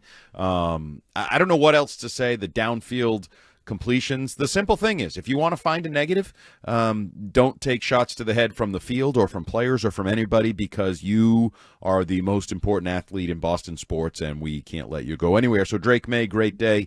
Ramondre Stevenson, good to see him get going from literally the first play of the game. 88 yards rushing, 0.0 fumbles, and a touchdown. Ramondre Stevenson working his way back into our all collective circle of trust, maybe. Can we have game after game where you just worry about does he get yards, not worry about does he put the ball on the ground? I'm going to put Booty and Diggs together. That combo at wide receiver becoming the go-to guys that Drake May hasn't had, that few Patriots quarterbacks have had in a while here in New England. Kayshon Booty making plays down the field, Diggs making plays all over the field. I think that combo is just settling into reliability, right? Predictability. I know we all have been betting on Diggs anytime touchdowns, and he's still not in the end zone, but beyond that, he's still been really good. Milton Williams, I said it to you earlier, I really like what Milton Williams done. He had a sack. He was among the top tacklers. I think he was second on the team in tackles. He's just so athletic. He makes plays at times, and I go back to the preseason in space, where it's like one-on-one with an athlete, and he ends up bringing the guy down like he's a linebacker or a safety or something. It's really impressive. I was just, if I may, there have been plays this season where he's been the guy to chase somebody down. Yep. Like you're saying, 10 yards off the line of scrimmage, back almost teetering into the secondary. Like, what the hell's this 290-pound dude doing back there? And he's faster than the linebackers. I'm going to tell you, on a better defense, and this is a quick aside, like if this were a Bill Belichick early 2000s defense where they're getting creative and they're doing the, roaming cows front in Buffalo, I think you would see Milton Williams move around more. I think you'd see him like at linebacker, and you're like, wait, is Milton Williams standing up? Is 97 the Mike? The quarterback's thinking to himself. I think he's a phenomenal athlete and football player. Chasing the quarterback, making plays. He missed one tackle early on that end around where he could have had another tackle for a loss. But K'Lavon Chaisson has become multi-sack guy, making himself some money, kind of bet on himself as a former bust here in New England this year. He's kind of going down that Mark Anderson road, or somebody that has a good big comp, year. by the way. Yeah, he's going to get signed somewhere else for a lot of money. Yeah, and I'm probably not going to want to sign you for a lot of money. I'll get a nice year out of you and then wish you well. Have you heard from Keon White recently? Have you guys talked? Have you guys texted or anything? Haven't seen him. Nope. Oh. No. Haven't seen him. Heard Just him. checking. Do him. Overrated. Doesn't do anything. Anyway, the penalties. I don't know if you noticed it. They didn't have a single penalty in the first half. Now they picked up quickly in the second half. I think they had penalties on the first 2 plays of the second half. But whatever. They went a half without penalties. And for this football team, that is saying something. And the fans. I want to give the fans credit. Did you hear the ovation when Drake May jogged out of the tent and through the sideline and back Nation onto the field? loves Nashville. Like Crazy. Nash Vegas is one of their real, true travel destinations. But you know that it's a great city to visit. It is a great city, getting a little too big for its britches, a little over construction and development, but whatever. Yeah. But the fans, for the cheer they gave Drake May, and also the Vrabel chants, nice job, way to travel. And as Drake May said, they're going to keep traveling if you put up performances like this on the road. If you give them a reason to go home happy, they'll keep investing their money in traveling. Okay, let's get to the thumbs down. Sadly, there's a couple. Yeah, there are a couple. You got to start, I think, with Carlton Davis. Based on the paycheck, it ain't it. It ain't it, Carlton. $20 million to be a number 2 corner opposite Christian Gonzalez, who usually takes out the best tight end, back, receiver, offensive threat in general. And he just footwork is not great. There are penalties. I haven't seen a signature play from him yet. Yeah. No. He just doesn't. I don't know. There's nothing that oozes $20 million cornerback out of what Carlton Davis has been doing for this team, but they're getting by with it, and maybe he'll hit his stride at some point. Jared Wilson, we've talked about it. He gave up a couple sacks. I thought he was just bad all day long. He just did not look fluid, engaged. I don't know if and he is athletic. And I think John Lyons brings up a good point. Screen game and his athleticism, maybe they see where it's going and are investing in that the way they've invested in others through struggles. But your idea of Ben Brown, I don't think is a terrible idea because Jared Wilson at some point against better competition could cost you a game the way he's playing these days. Travion Henderson, today was an opportunity to do something. You still didn't do. It's great that Stevenson got going. Yeah, that's a crappy run defense. Then maybe we can get Henderson going. Henderson is just a non-factor. I think I'm with you. Let's get him a kickoff return. Maybe that could unlock the offense if he feels good. He running needs one a back. play. He needs a positive moment. He needs something to kickstart his belief in himself again, because there's no world in which Terrell Jennings should look like the more dynamic second back to Ramondre. Speaking of lacking dynamic plays, I'm going to put Chisholm / the kickoff return in that area together as a group. I'm not going to blame him. He's not putting himself out there, and I know our guy Jeremy Springer would talk about some of the blocking and issues they have, and it hasn't been perfect. I think Vrabel even brought that up in his post-game press conference, but I don't see Chisholm as a kick returner, a guy that's going to make plays back there. It's just he's not dynamic enough. And I know Jeremy Springer said, well, if he's going to be the extra wide receiver, he's going to have other roles, blah, blah, blah. I don't know. Put Henderson back there, get the ball in Henderson's hand on a kickoff and see if he can do it. And that's it. Though there weren't a lot of negatives today. I thought overall they played, and you could put Woodson in there for that one play, but I don't know. I feel he's bad. A rookie safety. I mean, it's give him a half a thumbs down. Yeah, I mean, he's on the watch list. We'll Plus, put it he's that been way. good. I've liked what I've seen from him for most of the year. So you have one bad play. And one more thumb up real quick, and this I think Vrabel would like. This is a general team thing. You know how he's talked a lot about violence and finishing on defense? You really notice that. They are violent, and they finish. Like, there was a hit on the sideline today. I think it was by Tavai that it was totally legal, but it definitely caught the Titans offensive player off guard because he was more like, oh, I'm just going to go out of bounds here kind of thing, and didn't expect the player to finish violently in what was still a legal way. And I think they are bringing that style more and more as they get healthier, get more guys out there. They are finishing violently, and I think that will help them in the long haul with turnovers or just with some teams like the Titans that are probably questioning whether they want to even play, how they finish games, how they finish quarters, how they finish plays, kind of tapping out a little bit. We shall not be finishing violently. We shall be finishing gently and positively here on the Six Rings postgame show as well. A great day for all of Pat's Nation. Drake May looks spectacular. Mike Vrabel gets his revenge.